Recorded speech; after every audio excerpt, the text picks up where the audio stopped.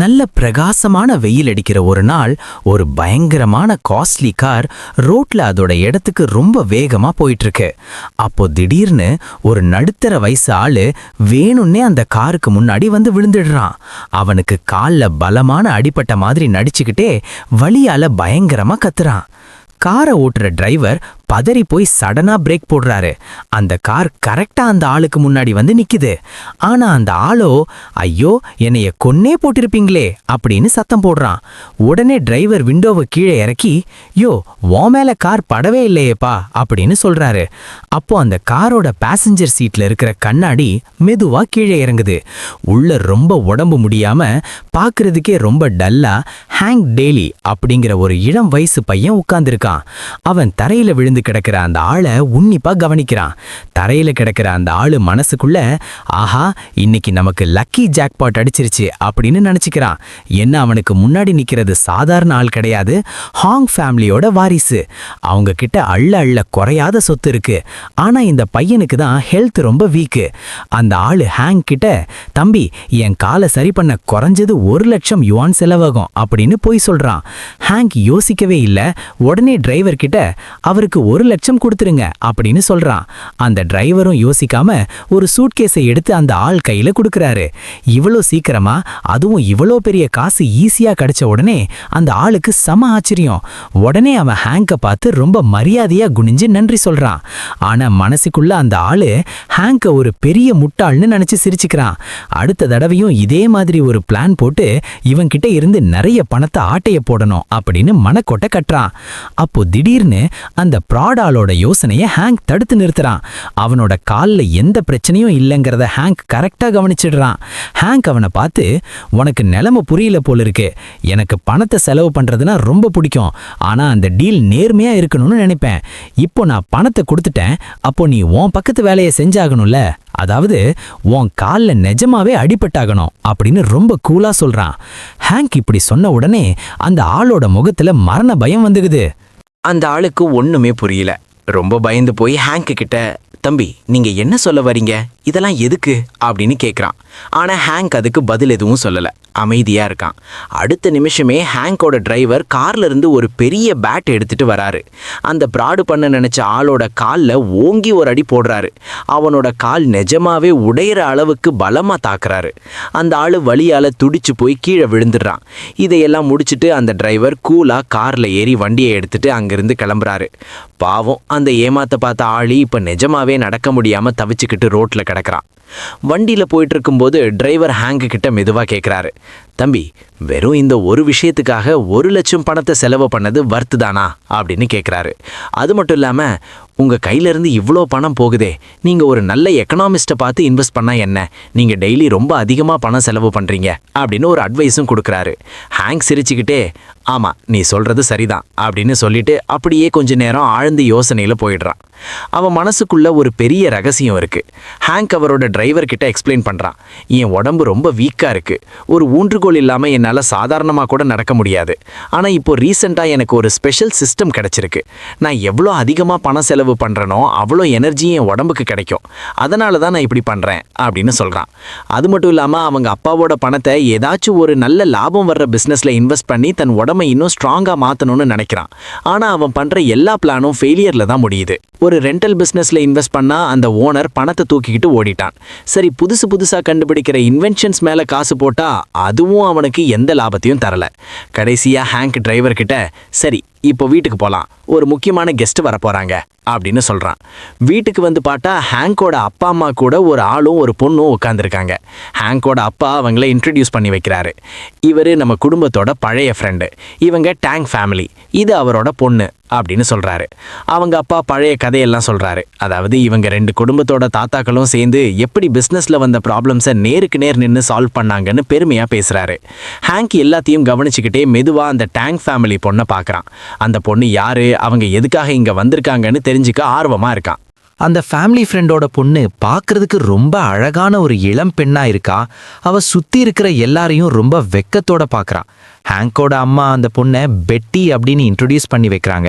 அது மட்டும் இல்லாம இன்னிலிருந்து இவ தான் உன்னோட பொண்ணு, அதாவது உன்னோட வருங்கால மனைவி அப்படின்னு ஒரு குண்டை தூக்கி போடுறாங்க. ஹேங்க் இதை கேட்டு அப்படியே ஷாக் ஆகிடுறான். நிஜமாவே வா சொல்றீங்க, நீங்க சீரியஸா தான் பேசுறீங்களா அப்படின்னு அவங்க அம்மா கிட்ட கேட்குறான். அதுக்கு அவங்க அம்மா, ஆமாம்ப்பா, உன் தாத்தாவும் பெட்டியோட தாத்தாவும் சேர்ந்து தான் உங்களுக்கு இந்த என்கேஜ்மெண்ட் ஏற்பாடு பண்ணாங்க அப்படின்னு சொல்றாங்க. கூடவே நீயும் பெட்டியும் நல்லா இருப்பீங்க, நம்ம டாலி ஃபேமிலிக்கு ஒரு நல்ல வாரிசையும் பெத்து தருவீங்க அப்படின்னு சொன்ன உடனே பெட்டிக்கு ஒரே கன்ஃபியூஷன் ஆகிடுது. ஹேங்க் அப்படியே ஒரு நிமிஷம் அமைதியாகிடுறான். ஏன்னா அவனுக்கு திடீர்னு ஒரு பொண்ணு கூட நிச்சயமாயிடுச்சுங்கிற விஷயத்த அவனால நம்பவே முடியல. அப்போ பெட்டி மனசுக்குள்ள ஹேங்க ஒரு தடவை மேல இருந்து கீழே வரைக்க பார்க்கறா. இவன் பார்க்கறதுக்கு ஓரளவு ஹெல்த்தியா தான் இருக்கான், கல்யாணம் ஆன உடனே செத்து போயிட மாட்டான்னு நம்புறேன் அப்படின்னு அவளுக்குள்ளேயே நினைச்சுக்கிறா. ஆனா இதுக்கு ஒரு 10 நிமிஷத்துக்கு முன்னாடி அவங்க அப்பா கூட கார்ல வரும்போது பெட்டி வேற மாதிரி பேசிட்டு இருந்தா. எனக்கு இந்த ஹேங்க் டாலியை கல்யாணம் பண்ணிக்க விருப்பம் இல்லப்பா, நான் அவனை பார்த்ததே இல்லை, அதுவும் இல்லாம அவன் உடம்பு ரொம்ப முடியாம இருப்பானா, வெறும் காசை மட்டும்தான் வேஸ்ட் பண்ணிட்டு இருப்பானா அப்படின்னு அவங்க அப்பா கிட்ட புலம்பிட்டு வந்தா. ஆனா அதுக்கு அவங்க அப்பா, நம்ம குடும்பம் இப்போ ரொம்ப மோசமான நிலைமையில இருக்கு பெட்டி, என்னால இதை வேற வழியில சரி பண்ணவே முடியாது. இந்த டாலி ஃபேமிலி ரொம்ப ஸ்ட்ராங்கானவங்க, அவங்களால மட்டும்தான் நமக்கு இப்போ ஹெல்ப் பண்ண முடியும் அப்படின்னு ரொம்ப கஷ்டப்பட்டு சொல்றாரு. பெட்டிக்கு இதை கேட்டு ரொம்ப கோபம் வந்துடுச்சு. அப்போ என்ன ஒரு பொருளா மதிக்கிறீங்களா, ஒருவேளை கல்யாணமாகி அவன் சீக்கிரம் செத்துட்டா நான் என்ன பண்றது அப்படின்னு கேட்குறா. அதுக்கு அவங்க அப்பா ஒரு பிளான் சொல்றாரு. இப்போதைக்கு சும்மா நடி, நம்ம ஃபினான்ஷியல் ப்ராப்ளம் சரியானதுமே இந்த என்கேஜ்மெண்ட்டை கேன்சல் பண்ணிடலாம் அப்படின்னு சொல்றாரு. சரின்னு பெட்டியும் தான் குடும்பத்துக்காகவும் அப்பாவுக்காகவும் சும்மா நடிக்கலான்னு முடிவு பண்றா. சரி, எப்படியோ இந்த ஆளை நான் ஹேண்டில் பண்ணிடுவேன், என் அழகா வச்சே இந்த லூசு பையில ஏமாத்திடலாம் அப்படின்னு ஒரு நம்பிக்கையில கண்ணை தாழ்த்தி வெக்கப்படுற மாதிரி நடிக்கிறா. ஆனா சீன் இப்போ வேற மாதிரி திரும்புது. ஹேங்க் அவங்க அம்மா கிட்ட, எனக்கு இந்த பெட்டி மேல கொஞ்சம் கூட இன்ட்ரெஸ்ட் இல்லம்மா அப்படின்னு சொல்லிட்டு உடனே எனக்கு இன்வெஸ்ட் பண்ண கொஞ்சம் பணம் வேணும் அப்படின்னு கேட்குறான். அவனோட மனசுல பிஸ்னஸ்ல இன்வெஸ்ட் பண்ணா கூட லாபம் வரும்னு சொல்ல முடியாது, ஆனா ஒரு பொண்ணு மேல காசை செலவு பண்றது வேஸ்ட் அப்படின்னு அவன் நினைக்கிறான். இதை கேட்டு பெட்டிக்கு செம கடுப்பாகிடுது. இவன் முன்னாடி என்னையே அசிங்கப்படுத்துறானே, எனக்கும் இவன் மேல சுத்தமா இன்ட்ரெஸ்ட் இல்லை அப்படின்னு அவளுக்குள்ளேயே திட்டிக்கிறா. உடனே சோஃபால இருந்து எந்திரிச்சு ஹேங்கோட அம்மா கிட்ட ரொம்ப பொலைட்டா, இந்த சின்ன எஜமானுக்கு என்ன பிடிக்கல போல, அதனால நான் கிளம்புறேன், உங்க உபசரிப்புக்கு ரொம்ப தேங்க்ஸ் அப்படின்னு சொல்லிட்டு அங்கிருந்து கிளம்ப பார்க்கறா. ஹேங்க் மற்றும் பெட்டியோட அப்பாக்களும் இதை பார்த்துட்டு லைட்டா சிரிச்சுக்கிட்டே, இப்பவே எந்த முடிவும் எடுக்காதீங்க பசங்களா அப்படின்னு சொல்றாங்க. ஹேங்கோட அம்மா அவனை பார்த்து சிரிச்சுக்கிட்டே, எனக்கு பெட்டியை ரொம்ப பிடிச்சிருக்குப்பா, ஒருவேளை உனக்கு அப்படின்னு ஏதோ சொல்ல வராங்க. அவங்க அம்மா விடல. ஹேங்க பார்த்து, தம்பி, ஒருவேளை நீ இந்த பொண்ணை கல்யாணம் பண்ணிக்கலனா என்கிட்ட இருந்து உனக்கு ஒரு பைசா கூட கிடைக்காது அப்படின்னு கராரா சொல்லிட்டாங்க. ஹேங்க் கொஞ்ச நேரம் யோசிச்சுட்டு, சரிம்மா நான் ஒத்துக்கிறேன் அப்படின்னு சொல்றான். ஆனா மனசுக்குள்ள, இந்த பெட்டி பார்க்கறதுக்கு தான் அமைதியா இருக்கா, ஆனா வந்த உடனே என்னைய மயக்க பார்க்கறாளே, இவ அவ்வளவு சாதாரணமானவ கிடையாது அப்படின்னு நினைக்கிறான். அதே சமயம் பெட்டி மனசுக்குள்ள, எனக்கு சைக்காலஜி பத்தி அவ்வளவா தெரியாது தான், ஆனா ஹேங்கோட அம்மாவை வச்சு அவனுக்கு ப்ரெஷர் கொடுக்க வச்சது எனக்கு கிடைச்ச வெற்றி தான் அப்படின்னு கெத்தா நினைச்சுக்கிறான். உடனே அவங்க அம்மா, சரி இப்ப மேட்டர் முடிஞ்சது அப்படின்னு சொல்லிட்டு ஹேங்க் கிட்ட ஒரு 3 லட்சம் யுவானை கொடுக்குறாங்க. இந்த காசை வச்சு உன் வருங்கால மனைவிக்கு ஏதாச்சும் நல்ல கிஃப்ட் வாங்கி கொடு அப்படின்னு சொல்றாங்க. அப்புறம் என்ன, அந்த இளம் ஜோடி 2 பேரும் கார்ல ஏறி கிளம்புறாங்க. டிரைவர் வண்டியை சிட்டிக்குள்ள ஓட்டிட்டு போறாரு. ஆனா காருக்குள்ள 2 பேருக்கும் நடுவுல ஒரு பயங்கரமான அமைதி. ஹேங்க் மனசுக்குள்ள, என் அம்மாவை வச்சு என்னையே மிரட்ட பார்க்கறல்ல, உனக்கு இன்னைக்கு ஒரு பாடம் கற்றுக் கொடுக்குறேன் அப்படின்னு நினைக்கிறான். ஒரு பெரிய ஜுவல்லரி கடைக்கு கூட்டிட்டு போய் இருக்கிறதுலே ரொம்ப காஸ்ட்லியான நகையை எடுக்க வச்சு அவளோட ரியாக்ஷன் எப்படி இருக்குன்னு பார்க்கணும்னு பிளான் பண்றான். அவங்க 2 பேரும் ஒரு பெரிய மார்க்கெட் ஏரியாவுக்கு வராங்க. அங்க வியாபாரம் பயங்கரமா நடந்துட்டு இருக்கு. வியாபாரிகள் எல்லாம் சத்தம் போட்டு கஸ்டமரை கூப்பிட்டுட்டு இருக்காங்க. ஹேங்க் பெட்டியை பார்த்து, உனக்கு என்ன கிஃப்ட் வேணுமோ எதை வேணாலும் சூஸ் பண்ணிக்கோ அப்படின்னு சொல்றான். பெட்டி அவனை பார்த்து ஒரு நக்கலான சிரிப்பு சிரிச்சுட்டு, நிச்சயமா எஜமானே, நீங்க சொன்ன மாதிரியே நான் செலக்ட் பண்றேன் அப்படின்னு கிண்டலா சொல்றான். கொஞ்ச நேரம் கழிச்சு பெட்டி ஒரு சாதாரண கல்லை காட்டி, எனக்கு இது வேணும் அப்படின்னு சொல்றான். அதோட விலை வெறும் 300 யுவான் தான். ஹேங்குக்கு செம ஆச்சரியம். என்னடா இது, இவ்வளவு சீப்பான ஒரு பொருளை கேட்குறா, இவ என்ன முட்டாளா இருப்பாளோ அப்படின்னு மனசுக்குள்ள நினைக்கிறான். சரி போயிட்டு போகுதுன்னு அந்த கல்லை அவளுக்கு வாங்கி கொடுத்துட்டு இப்போ அடுத்து எங்கே போகணும் அப்படின்னு கேட்குறான். அதுக்கு அவ நம்ம ஒரு ஜேட் ஸ்டோருக்கு போகணும் அப்படின்னு சொல்கிறா. அங்கே போனோடனே தான் ஹேங்குக்கு விஷயம் புரியுது. பெட்டி அந்த சாதாரண கல்லை கடையோட ஓனர்கிட்ட கொடுத்து செக் பண்ண சொல்கிறா. ஹேங்க் ஓரம் நின்றுக்கிட்டு இந்த உடஞ்சி போன கல்லில் என்ன இருக்க போகுது, இவளுக்கு என்னாச்சு அப்படின்னு நக்கலாக பார்க்குறான். ஆனால் அந்த கடைக்காரர் அந்த கல்லை உன்னிப்பாக கவனிச்சுட்டு அப்படியே மிரண்டு போயிட்டாரு. அம்மா, இது சாதாரண கல் கிடையாது, இது ஒரு மிகப்பெரிய பொக்கிஷம் அப்படின்னு சொல்லிட்டு அந்த கல்லுக்கு 3 மில்லியன் யுவான் தரேன், என்கிட்டே வித்துருங்கன்னு கெஞ்சுறாரு. ஹேங்க் அப்படியே சிலையாகி நிற்கிறான். பெட்டி ரொம்ப கெத்தா அந்த கடைக்காரர்கிட்ட சரி நான் இந்த டீலுக்கு ஓகே சொல்கிறேன் அப்படின்னு சொல்லிட்டு பணத்தை வாங்குறா. ஹேங்க் மண்டையே குழம்பி போச்சு. வெறும் 300 ரூபாய் கல் எப்படிடா 3 மில்லியன் ஆச்சு, இவ எப்படி இவ்வளோ பெரிய லாபத்தை அசால்ட்டா எடுத்தா அப்படின்னு யோசிக்கிறான். பெட்டி அவனை பார்த்து சிரிச்சுக்கிட்டே, என்ன ஹேங்க், ஏதோ யோசனையில் இருக்கீங்க போல, நீங்க கொடுத்த gift எனக்கு ரொம்ப பிடிச்சிருக்கு அப்படின்னு சொல்றா. இப்பதான் ஹேங்குக்கு ஒரு விஷயம் புரியுது. இந்த பொண்ணு வெறும் காத்த வச்சே காசு சம்பாதிக்கிற ஆளா இருக்காளே, இவன் நமக்கு ஹெல்ப் பண்ணா கண்டிப்பா நம்ம உடம்ப தேத்திக்கலாம்னு நினைக்கிறான். ஓடி போய் அவளை பிடிச்சு, எனக்கும் இந்த வித்தையை கத்துக் கொடுப்பியா என் அன்பு மனைவியே அப்படின்னு கேட்கிறான். பெட்டி உடனே முறைச்சிக்கிட்டு, என்ன அப்படி கூப்பிடாதீங்க, 1 மணி நேரத்துக்கு முன்னாடி தானே சொன்னீங்க உங்களுக்கு என் மேல இன்ட்ரெஸ்ட் இல்லைன்னு அப்படின்னு கேட்குறா. ஹேங்க் உடனே வழிஞ்சுக்கிட்டே, ஐயோ அது சும்மா ஜோக் பண்ணேன் பெட்டி, இப்போ நமக்குள்ள ஒரு டீல் வச்சுக்கலாம், நீ எதை வாங்க சொன்னாலும் நான் வாங்குறேன், அதுல லாபம் வந்தா நமக்குள்ள ஷேர் பண்ணிக்கலாம் அப்படின்னு கெஞ்சறான். ஹேங்க் ரொம்ப வெளிப்படையாவே பெட்டி கிட்ட சரணடைஞ்சிடறான். உன்ன மாதிரி எனக்கு அறிவா யோசிச்சு காசு சம்பாதிக்க தெரியல பெட்டி, அதனால நீ எதெல்லாம் லாபம் தரும்னு சொல்றியோ அதையெல்லாம் நான் கண்ணை மூடிக்கிட்டு வாங்குறேன். ஆனா ஒரே ஒரு கண்டிஷன் தான், அதுக்கான எல்லா செலவையும் நானே ஏத்துக்குவேன் அப்படின்னு சொல்றான். பெட்டிக்கு இவன் ஏன் இப்படி பேசுறான்னு ஒண்ணுமே புரியல. உங்களை எனக்கு சரியா புரிஞ்சுக்கவே முடியலையே அப்படின்னு சொல்றா. ஆனா அதே சமயம் இவன் என்ன பண்ணா நமக்கு என்னங்கிற மாதிரி விட்டுடுறா. ஆனா அப்போ திடீர்னு பக்கத்துல ஒரு பெரிய சத்தம் கேக்குது. 2 பேரும் அந்த பக்கம் திரும்பி பார்க்கறாங்க. அங்க ஒரு 3 ஸ்டார் ஹோட்டலோட மேனேஜர் சாதாரண வேலைக்கு போற பொதுமக்களை எல்லாம் வழியை விட்டு தள்ளி போங்கன்னு சொல்லி ரொம்ப மட்டமா நடத்திட்டு இருக்காரு. இங்க நின்னு வேடிக்கை பார்க்காதீங்க, தூரமா போங்க அப்படின்னு விரட்டுறாரு. அந்த மக்கள்லாம், யோ என்னையா பண்ற, இந்த ஹோட்டல் நல்லா இருக்கும்னு கேள்விப்பட்டோம், அதான் வந்து பார்த்தோம் அப்படின்னு கேக்குறாங்க. ஆனா அந்த மேனேஜர் ரொம்ப திமிரா, நீங்கெல்லாம் வெறும் அற்ப காசு சம்பாதிக்கிற அழுக்கு வேலைக்காரங்க, உங்களை பார்த்தாலே எங்க ஹோட்டலுக்கு வர மத்த கெஸ்ட் எல்லாம் ஓடிடுவாங்க, ஒழுங்கா அந்த எதிரில் இருக்கிற சின்ன ஹோட்டலுக்கு போங்க அப்படின்னு அசிங்கப்படுத்துறாரு. அந்த மக்களும் இவன் ரொம்ப தான் ஆடுறான் அப்படின்னு திட்டிட்டு அங்கிருந்து கிளம்புறாங்க. அந்த மக்கள் சரி இன்னைக்கு இந்த சின்ன ஹோட்டல்லையாவது நிம்மதியா சாப்பிடலான்னு அந்த கடைக்கு போறாங்க. அங்க போய் ஓனர்கிட்ட, அம்மா எங்களுக்கு நல்ல ருசியா ஏதாச்சும் கொடுங்க, கூடவே கொஞ்சம் பீர் இருந்தா நல்லா இருக்கும் அப்படின்னு கேக்குறாங்க. ஆனா அந்த ஹோட்டல் ஓனர் ரொம்ப சோகமா, மன்னிச்சிடுங்கப்பா, இந்த ஹோட்டலை இன்னையோட மூடுறோம் அப்படின்னு சொல்றாங்க. மக்கள்லாம் ஷாக் ஆகி, ஏம்மா இப்படி அப்படின்னு கேக்குறாங்க. அதுக்கு அந்த ஓனர், எல்லாம் அந்த 3 ஸ்டார் ஹோட்டல் பண்ற வேலை தான், அவங்க எல்லா நல்ல பொருட்களையும் அவங்களே வாங்கிடுறாங்க, அதனால எங்களால பிசினஸ் பண்ண முடியல அப்படின்னு கஷ்டப்பட்டு சொல்றாங்க. இதை கேட்ட மக்கள்லாம் அந்த ஹோட்டல் மேனேஜர் ஏன் அவ்வளோ திமிரா இருந்தான்னு இப்ப புரியுது. அவன் ஹோட்டல் சீக்கிரம் நஷ்டமாகி ஓட்டாண்டியா போகணும்னு சாபம் விடுறாங்க.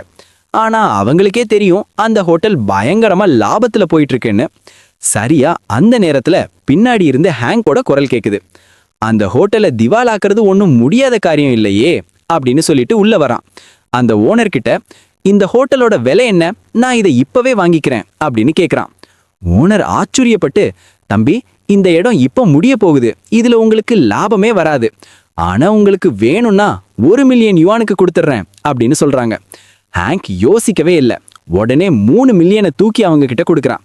இந்தாங்க 1 மில்லியன் இந்த ஹோட்டலை வாங்கிக்கிறதுக்கு, இன்னொரு 1 மில்லியன் நல்ல எக்ஸ்பர்ட் வேலைக்காரங்களை வேலைக்கு வைக்க, மிச்சம் இருக்கிற 1 மில்லியனை வச்சு அடுத்த 10 நாளைக்கு எல்லாருக்கும் சாப்பாடு ஃப்ரீ அப்படின்னு ஒரு குண்டை போடுறான்.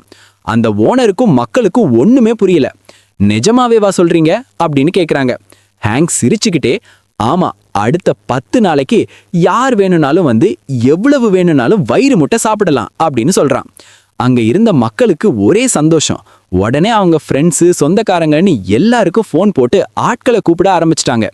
பெட்டி இதையெல்லாம் பார்த்துட்டு ஹேங்க் கிட்ட, நான் இந்த ஹோட்டலை வாங்க தான் சொன்னேன், ஆனா நீங்க என்னடான்னு ஃப்ரீயா கொடுக்குறீங்களே அப்படின்னு கேட்குறான்.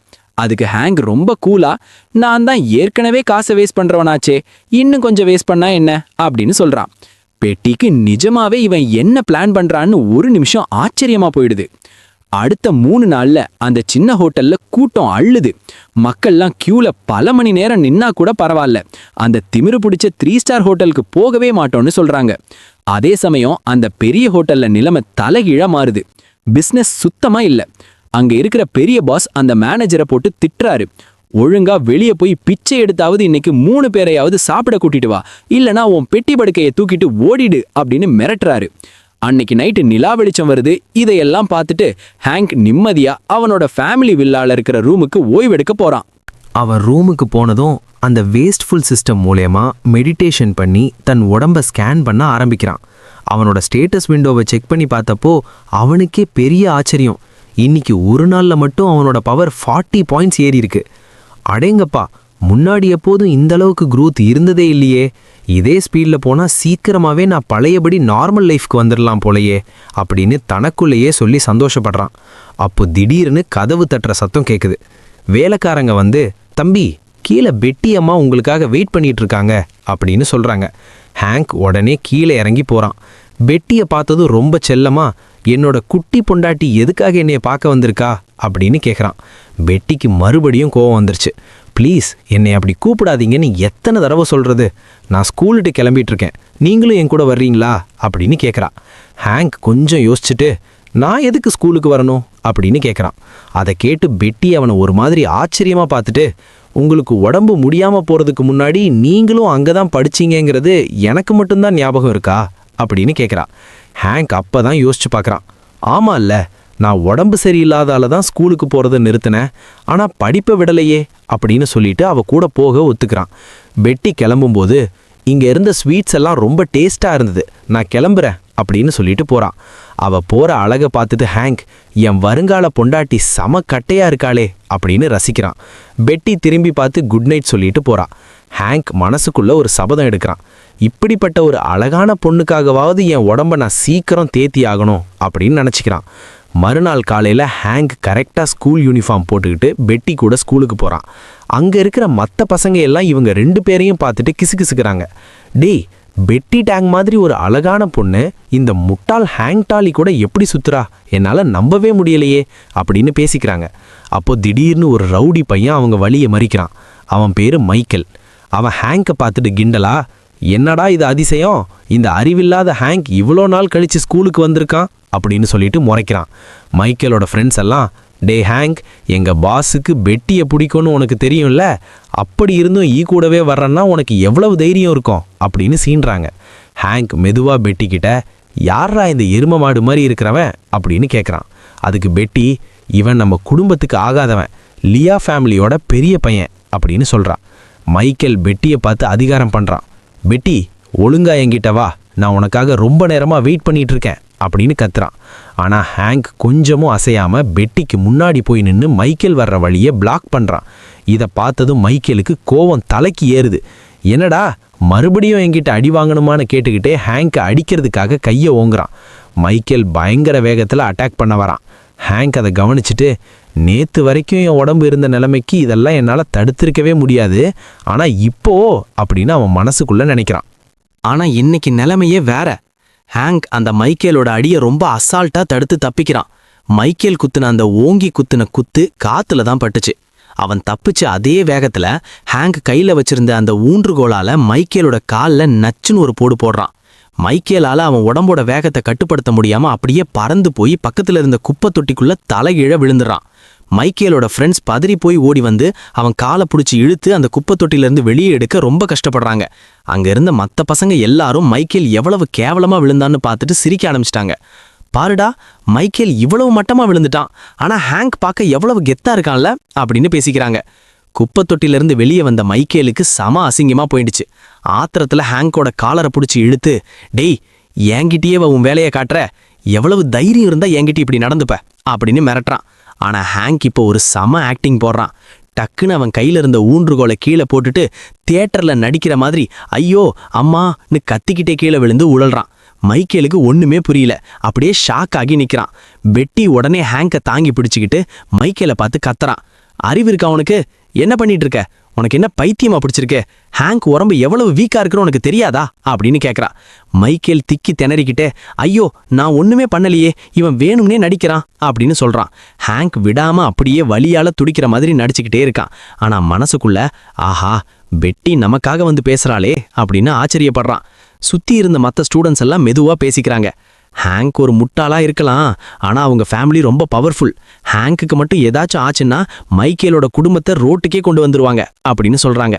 விஷயம் சீரியஸ் ஆகிறத பார்த்த மைக்கேல் டக்குன்னு பயந்து போய் ஹேங்க் முன்னாடி குனிஞ்சு, தம்பி இப்போ உனக்கு எப்படி இருக்கு? வா நான் உன்னை ஹாஸ்பிட்டலுக்கு கூட்டிட்டு போறேன் அப்படின்னு கேட்குறான். அப்புறம் ஹேங்க் காதுகிட்ட மெதுவா வந்து, நீ சும்மா நடிக்கிறேன்னு எனக்கு நல்லா தெரியும்டா. இந்த ஒரு தடவை உன்னை விட்டுடுறேன், ஆனா இதுக்கு கண்டிப்பா உன்னை பழி வாங்குவேன் அப்படின்னு மிரட்டுறான். ஹேங்க் உடனே இன்னும் சத்தமா, ஐயோ பெட்டி இவன் இன்னும் என்னை மிரட்டிக்கிட்டே இருக்கான் அப்படின்னு சொல்றான். பெட்டி கோவமா, இரு மைக்கேல் நான் போய் டீச்சரை கூப்பிட்டு வந்து எல்லாத்தையும் சொல்றேன் அப்படின்னு கிளம்புறா. டீச்சரை கூப்பிடுறேன்னு சொன்ன உடனே மைக்கேலுக்கு பயம் வந்துருச்சு. உடனே பெட்டி காலில் விழுந்து கெஞ்ச ஆரம்பிச்சிட்டான். ஐயோ அம்மா அப்படி மட்டும் பண்ணிடாதீங்க, என்னை விட்டுருங்க, நீங்க என்ன சொன்னாலும் நான் கேட்கறேன் அப்படின்னு கதறான். உடனே அவன் பாக்கெட்ல இருந்து 5 லட்சம் யுவானை எடுத்து ஹேங்க் கிட்ட கொடுக்குறான். இந்தாங்க தம்பி, இதை வச்சு உங்க காலை ட்ரீட்மெண்ட் பண்ணிக்கோங்க, அப்புறம் நான் உங்களை கஷ்டப்படுத்தினதுக்கு இதோ ஒரு எக்ஸ்ட்ரா அமௌண்ட் அப்படின்னு சொல்லிட்டு அங்கிருந்து வேகமா ஓடிடுறான். போறப்போ, என் வாழ்க்கையிலேயே இவ்வளவு பெரிய அசிங்கத்தை நான் அனுபவிச்சதே இல்லை அப்படின்னு ஆத்திரத்துல கத்திக்கிட்டே போறான். ஹேங்க் இப்போ ஜாலியா எந்திரிச்சு, வாவ் என் வாழ்க்கையிலேயே எதிர்பார்க்காத 5 லட்சம் இன்னைக்கு ஈஸியா கிடைச்சிருச்சு அப்படின்னு சொல்றான். பெட்டி அவனை பார்த்து, உங்களுக்கு இப்போ ஓகேவா அப்படின்னு கேட்குறான். ஹேங்க் சிரிச்சுக்கிட்டே, நான் சும்மா தான் நடிக்கிறேன்னு உனக்கு தெரியும்ல பெட்டி, அப்புறம் ஏன் எனக்காக இவ்வளவு கவலைப்பட்ட அப்படின்னு கேட்குறான். பெட்டி லேசா வெக்கப்பட்டுக்கிட்டே, உங்களுக்கு ஏதாச்சும் ஆகிடுமோன்னு தான் பயந்தேன், அப்புறம் எங்க அப்பா என்னையே தான் திட்டுவாரு அப்படின்னு சமாளிக்கிறா. அப்புறம் மெதுவா ஹேங்கை பார்த்து, ஆனா மைக்கேல் கிட்ட இருந்து என்னை காப்பாத்துனதுக்கு ரொம்ப தேங்க்ஸ் அப்படின்னு நன்றியோட சொல்றா. ஹேங்க் அந்த பொண்ணுகிட்ட ரொம்ப பாசமா, உன்னோட வருங்கால புருஷனா உன்னை பார்த்துக்க வேண்டியது என்னோட கடமை பெட்டி அப்படின்னு சொல்றான். இதை கேட்டதும் பெட்டிக்கு மறுபடியும் முகமெல்லாம் செவந்ததும் வெக்கம் வந்துருச்சு. உனக்கு நிஜமாவே வெக்கமே இல்லையா அப்படின்னு மெதுவா செல்லமா திட்டிட்டு அவனை பிடிச்சு தூக்கி ஸ்கூலுக்குள்ள கூட்டிட்டு போறா. ஸ்கூல் முடிஞ்சதும் ஹேங்கும் பெட்டியும் கார்ல ஏறுறாங்க. பெட்டி ஹேங்க் கிட்ட, இன்னைக்கு நம்ம எங்க போறோம் அப்படின்னு கேக்குறா. அதுக்கு ஹேங்க், அந்த ஹோட்டல்ல இன்வெஸ்ட் பண்ணதுல நமக்கு இப்போ நிறைய காசு கிடைச்சிருக்கு, அதனால அங்கேயே போய் அந்த பணத்தை செலவு பண்ணலாம் அப்படின்னு சொல்றான். பெட்டி அவனை பார்த்து, நீ நிஜமாவே ஒரு ஊதாரி தான், இப்படி தேவையில்லாம காசை தள்ளிக்கிட்டே இருந்தா எப்பதான் சம்பாதிக்க போற அப்படின்னு கேக்குறா. சில நேரங்கள்ல லாபம் வரணும்னா நம்ம அமைதியா இருக்கணும், நல்ல டீல் தேடி ஓடாம கொஞ்சம் வெயிட் பண்ணி பார்க்கணும் அப்படின்னு அவனுக்கு புரிய வைக்கிறா. ஹேங்க் குழப்பமா, அது எப்படி சரியா வரும் அப்படின்னு அவளை பார்த்து திரும்பி கேட்கிறான். ஆனா அந்த நிமிஷம் அவனோட பார்வைக்கு ஒரு பயங்கரமான சீன் தெரியுது. உடனே டிரைவர் கிட்ட, வண்டியை இப்பவே நிறுத்துங்க அப்படின்னு கத்துறான். கார் நின்னதும் வேகமா இறங்கி பார்த்தா அங்க ஒரு பொண்ணு பாலத்துக்கு மேல நின்னுக்கிட்டு தற்கொலை பண்ணிக்க போற மாதிரி தெரியுது. ஹேங்க் பயந்து போய், ஐயோ அப்படி எதுவும் பண்ணிடாதீங்க, நில்லுங்க, உங்களுக்கு என்ன ஆச்சுன்னு சொல்லுங்க அப்படின்னு சத்தம் போடுறான்.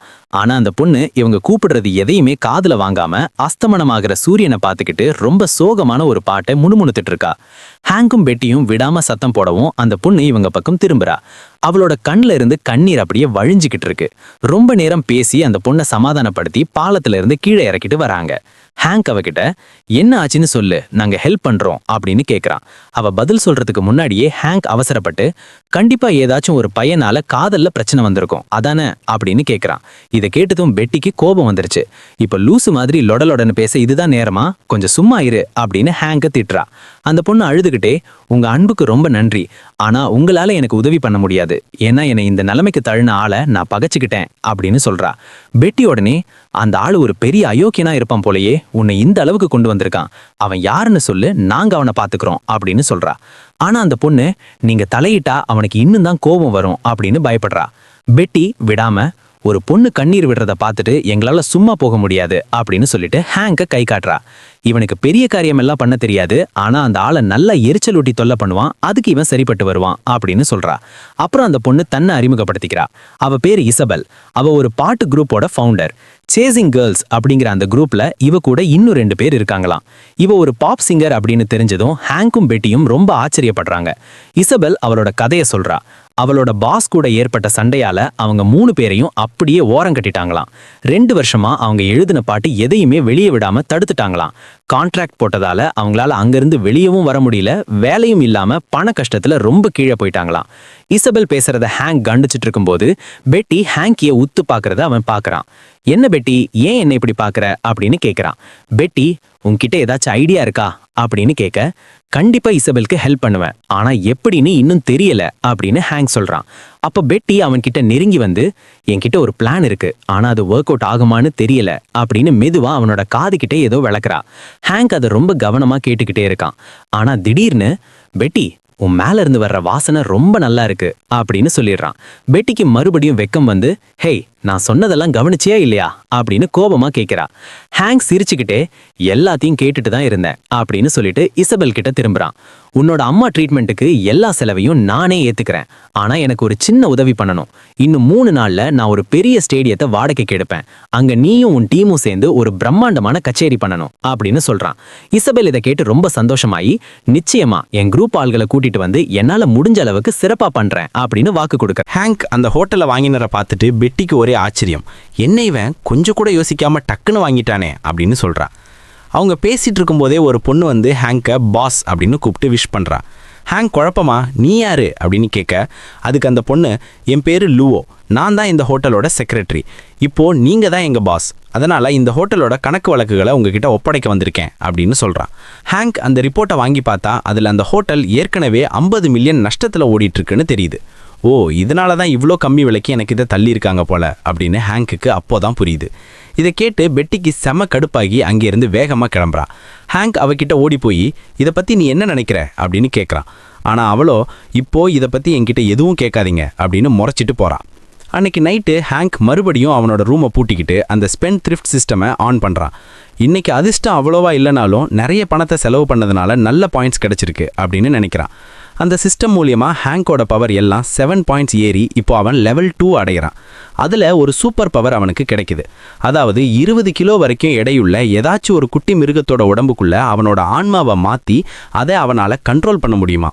என்னது, இப்படி ஒரு சக்தியா அப்படின்னு ஹேங்க் ஆச்சரியப்பட்டு இதை இப்போவே டெஸ்ட் பண்ணி பார்க்கணுன்னு முடிவு பண்ணுறான். வீட்டில் எந்த மிருகத்தை யூஸ் பண்ணலான்னு யோசித்தவனுக்கு அவங்க அம்மாவோட பூனை ஞாபகம் வருது.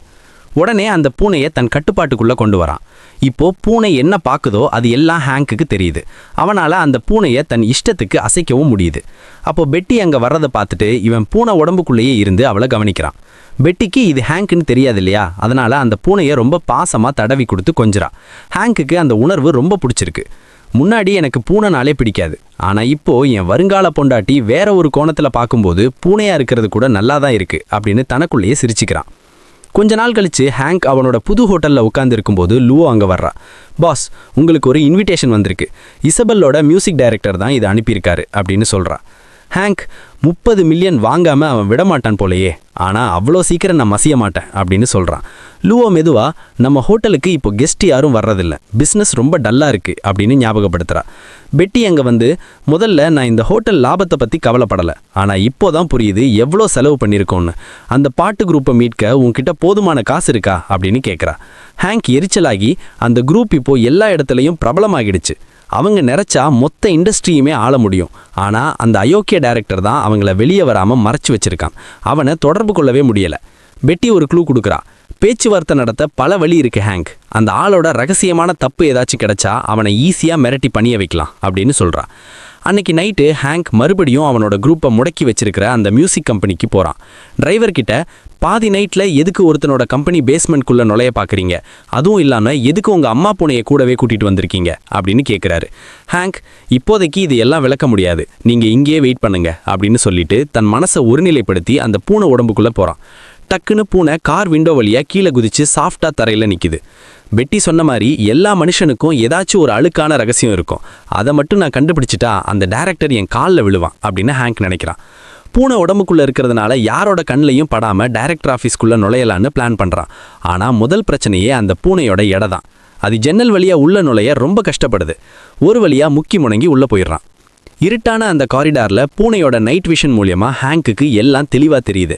டைரக்டரோட ஆஃபீஸ் ஒரு மாடி மேலே இருக்குன்னு கண்டுபிடிச்ச ஹேங்க் அங்கே போகிறதுக்காக லிஃப்ட் பட்டனை தன்னோட மென்மையான கால்களால் அமுக்குறான்.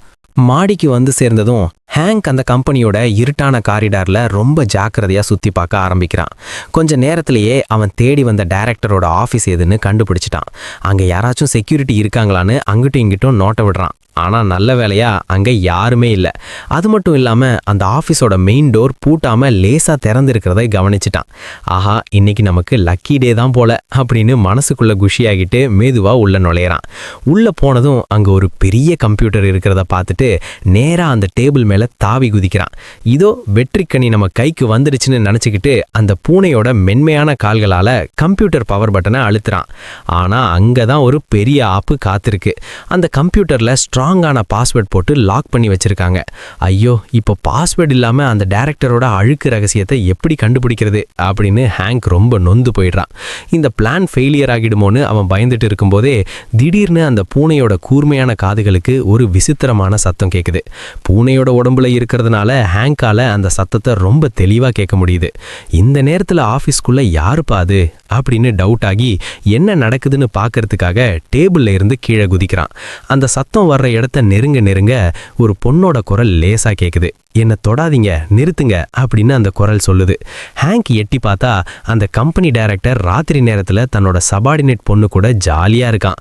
அடப்பாவி, இவன் இவ்வளோ பெரிய அயோக்கியனா அப்படின்னு நினைச்ச ஹேங்க் இந்த பூனை உடம்புக்கு கிடைச்ச அதிர்ஷ்டத்தை பாராட்டுறான். யாரும் பார்க்காத மாதிரி ஒரு கரெக்டான இடத்துல போய் ஒளிஞ்சுக்கிட்டு அந்த பூனையோட கழுத்து பட்டையில ஹேங்க் ரகசியமா மாட்டி வச்சிருந்த கேமராவை ஆன் பண்றான். மொத்த விவகாரத்தையும் அப்படியே வீடியோவா எடுத்துடுறான்.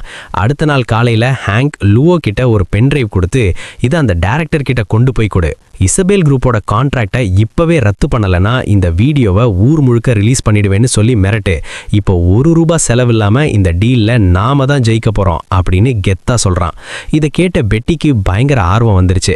அப்படி அந்த வீடியோல என்னதான் இருக்கு, ₹1 கூட செலவு பண்ணாம அவன் ஒத்துப்பானா அப்படின்னு ஆச்சரியமா கேட்கிறா. அதுக்கு ஹேங்க் குசும்பா சிரிச்சுக்கிட்டே அதுல ரொம்ப எக்ஸைட்டிங்கான ஒரு வீடியோ இருக்கு பெட்டி அப்படின்னு சொல்றான். பெட்டி, அது என்ன வீடியோன்னு என்கிட்ட சொல்லுங்கன்னு கேட்க அதுக்கு நம்ம ஹீரோ, நீ என்ன அன்பு கணவரே அப்படின்னு கூப்பிட்டாதான் சொல்லுவேன் அப்படின்னு வம்பிழுக்கிறான். பெட்டி உடனே வெக்கப்பட்டுக்கிட்டே முகத்தை திருப்பி அவ்வளோ ரகசியம்னா எனக்கு ஒன்றும் தெரிய வேணாம் அப்படின்னு சொல்லிட்டு போறா. ஹேங்க் சிரிச்சுக்கிட்டே அவளை சமாதானப்படுத்தி உண்மையை சொல்றான். பெட்டி, அந்த வீடியோல அந்த டைரக்டர் அவனோட சொந்த அண்ணன் பொண்டாட்டி கூட ரொம்ப நெருக்கமா இருக்கிறது பதிவாகி இருக்கு. அவனோட அண்ணன் இந்த இண்டஸ்ட்ரியிலேயே பெரிய ஆளு. இந்த விஷயம் வெளியே தெரிஞ்சா அந்த டைரக்டர் காலி அப்படின்னு சொல்றான். இதை கேட்டு பெட்டி ஷாக் ஆகி, உங்களுக்கு இதெல்லாம் எப்படி தெரிஞ்சது அப்படின்னு கேட்குறா. அதுக்கு ஹேங்க், என்கிட்ட நிறைய மெத்தட்ஸ் இருக்கு பெட்டி அப்படின்னு சொல்லி சமாளிக்கிறான். அந்த பக்கம் டைரக்டர் அந்த வீடியோவை பார்த்துட்டு ஆத்திரத்தில் கத்துறான். அங்கே இருக்கிற செக்யூரிட்டி சீஃப் கிட்ட, எப்படிடா இதெல்லாம் நடந்தது, யார் உள்ள வந்தாங்க அப்படின்னு கேட்குறான். அதுக்கு அந்த செக்யூரிட்டி, சார் கேமராவை செக் பண்ணி பார்த்தோம், ஒரு சாதாரண பூனையை தவிர வேற யாருமே உள்ள வரல அப்படின்னு சொல்கிறான். டைரக்டருக்கு ஒன்றுமே புரியல. ஒரு பூனை உள்ள வந்து கம்ப்யூட்டர் ஆன் பண்ணி வீடியோவும் எடுத்துகிட்டு போயிருக்குன்னு நீ சொன்னா நான் நம்பணுமா? பூனைங்களுக்கெல்லாம் இந்த அளவுக்கு அறிவு கிடையாதுடா அப்படின்னு கத்துறான். வேற வழி இல்லாம அந்த இசபெல் குரூப்போட கான்ட்ராக்டை இப்பவே எரிச்சிடுங்க, அவங்க எங்க வேணா போகட்டும் அப்படின்னு சொல்லிடுறான். ஆனா மனசுக்குள்ள என்னை பிளாக்மெயில் பண்ண அந்த ஆளை சும்மா விட மாட்டேன் அப்படின்னு வஞ்சகத்தோட நினைக்கிறான். அன்னைக்கு சாயந்தரம் ஹேங்கோட அந்த 3 ஸ்டார் ஹோட்டல் ஓப்பனிங்ல பயங்கரமான வான வேடிக்கையெல்லாம் நடக்குது. இசபெல் குரூப்போட கச்சேரி இருக்குன்னு தெரிஞ்சு கூட்டம் அள்ளுது. இவங்களோட கச்சேரி இங்க நடக்கும்னு நான் எதிர்பார்க்கவே இல்லை அப்படின்னு மக்கள்லாம் ரொம்ப எக்ஸைட்டடா பேசுறாங்க. கொஞ்ச நேரத்துல இசபெலும் அவளோட பார்ட்னர்ஸும் ஸ்டேஜ்ல வராங்க. எல்லாரும் கை தட்டி ஆரவாரம் பண்றாங்க. இசபெல் மைக்க குடிச்சு, இன்னைக்கு ஒரு மினி கன்சர்ட் நடத்த போறோம், நீங்க இங்க வந்ததுக்கு கண்டிப்பா வருத்தப்பட மாட்டீங்க அப்படின்னு சொல்லி பாட்ட ஆரம்பிக்கிறா. ஹேங்க் அந்த ஹோட்டலோட பால்கனில நின்னுக்கிட்டு கீழே நடக்கிற எல்லாத்தையும் ரொம்ப ஆர்வமா வேடிக்கை பார்க்கறான். அப்போ பெட்டி மெதுவா அவன்கிட்ட வந்து, ஹேங்க், இங்க கூட்டத்துல இருக்கிறவங்க பேசுறத கவனிச்சியா? அவங்களுக்கு இந்த ஹோட்டல் மேல எந்த இன்ட்ரெஸ்டும் இல்லையா, வெறும் இசபெலையும் அவங்க டீமையும் பார்க்கறதுக்காக மட்டும்தான் இங்க வந்திருக்காங்களாம் அப்படின்னு சொல்றா. கூடவே, இந்த ஹோட்டல் ஏற்கனவே அதோட பேரை கெடுத்துக்கிச்சு, அதனால நீ என்ன பிளான் பண்ணாலும் இந்த நிலைமையை மாத்துறது ரொம்ப கஷ்டம் அப்படின்னு அவனோட முகத்துல அடிச்ச மாதிரி சொல்றா. ஹேங்க் சிரிச்சுக்கிட்டே, என் ஹோட்டலோட பேரை திருப்புறதுல என்ன கஷ்டம் இருக்க போகுது அப்படின்னு சொல்லிட்டு அவனோட செக்ரட்டரி லூவோவை கூப்பிடுறான். லூவோ, இப்பவே ஒரு அனௌன்ஸ்மெண்ட் பண்ணு, நம்ம ஹோட்டலுக்கு வர்ற எல்லா கெஸ்ட்டுக்கும் அடுத்த 3 நாளைக்கு பிரம்மாண்டமான விருந்து, பேன்குவெட் சாப்பாடு ஃப்ரீ அப்படின்னு சொல்றான். பெட்டி இதை கேட்ட அதிர்ச்சியாயி, மறுபடியும் காசை வாரியறே ஆரம்பிச்சிட்டியா? இது ஒரு 3 ஸ்டார் ஹோட்டல், இங்க சாப்பாட்டு பொருட்களோட விலை எவ்வளவு இருக்குன்னு உனக்கு தெரியுமா அப்படின்னு கேட்குறா. அதுக்கு ஹேங்க் ரொம்ப கூலா, எனக்கு தான் காசு செலவு பண்றது பிடிக்குமே, அப்புறம் விருந்துனா ஒன்றும் ரொம்ப காஸ்ட்லியான சாப்பாடா இருக்கணும்னு அவசியம் இல்லையே அப்படின்னு ஒரு போடு போடுறான். அப்போ கீழே கூட்டத்துல இருந்தவங்க எல்லாம் இசபெல் குரூப் எங்க போனாங்க, கச்சேரி எப்போ ஆரம்பிக்கும் அப்படின்னு சத்தம் போட ஆரம்பிக்கிறாங்க. உடனே அந்த ஹோட்டலோட ஹோஸ்ட் ஸ்டேஜுக்கு வந்து, நேரம் ஆயிடுச்சு, நீங்க எல்லாரும் பசியோட இருப்பீங்கன்னு எங்களுக்கு தெரியும், உங்களோட இந்த எனர்ஜிக்கு ஒரு கிஃப்டா நம்ம ஹோட்டலோட பின்பக்கத்துல அடுத்த 3 நாளைக்கு ஒரு பெரிய விருந்து நடக்க போகுது, எல்லாரும் வந்து ஃப்ரீயா சாப்பிடலாம் அப்படின்னு சொல்றாரு. இதை கேட்டதும் மக்களுக்கு ஒரே ஆச்சரியம். என்னப்பா இவ்வளவு தாராளமா இருக்காங்க, இந்த ரோட்ல இருக்கிற மத்த ஹோட்டல்லையும் இதே மாதிரி தான் பண்ணாங்க, ஒருவேளை ரெண்டுக்கும் ஒரே ஓனர் தானோ அப்படின்னு பேசிக்கிறாங்க. அப்போ திடீர்னு கூட்டத்தை முட்டிக்கிட்டு 2 பெரிய உருவங்கள் முன்னாடி வர்றாங்க. அவங்க தான் ஃபேட் குவோ பிரதர்ஸ்.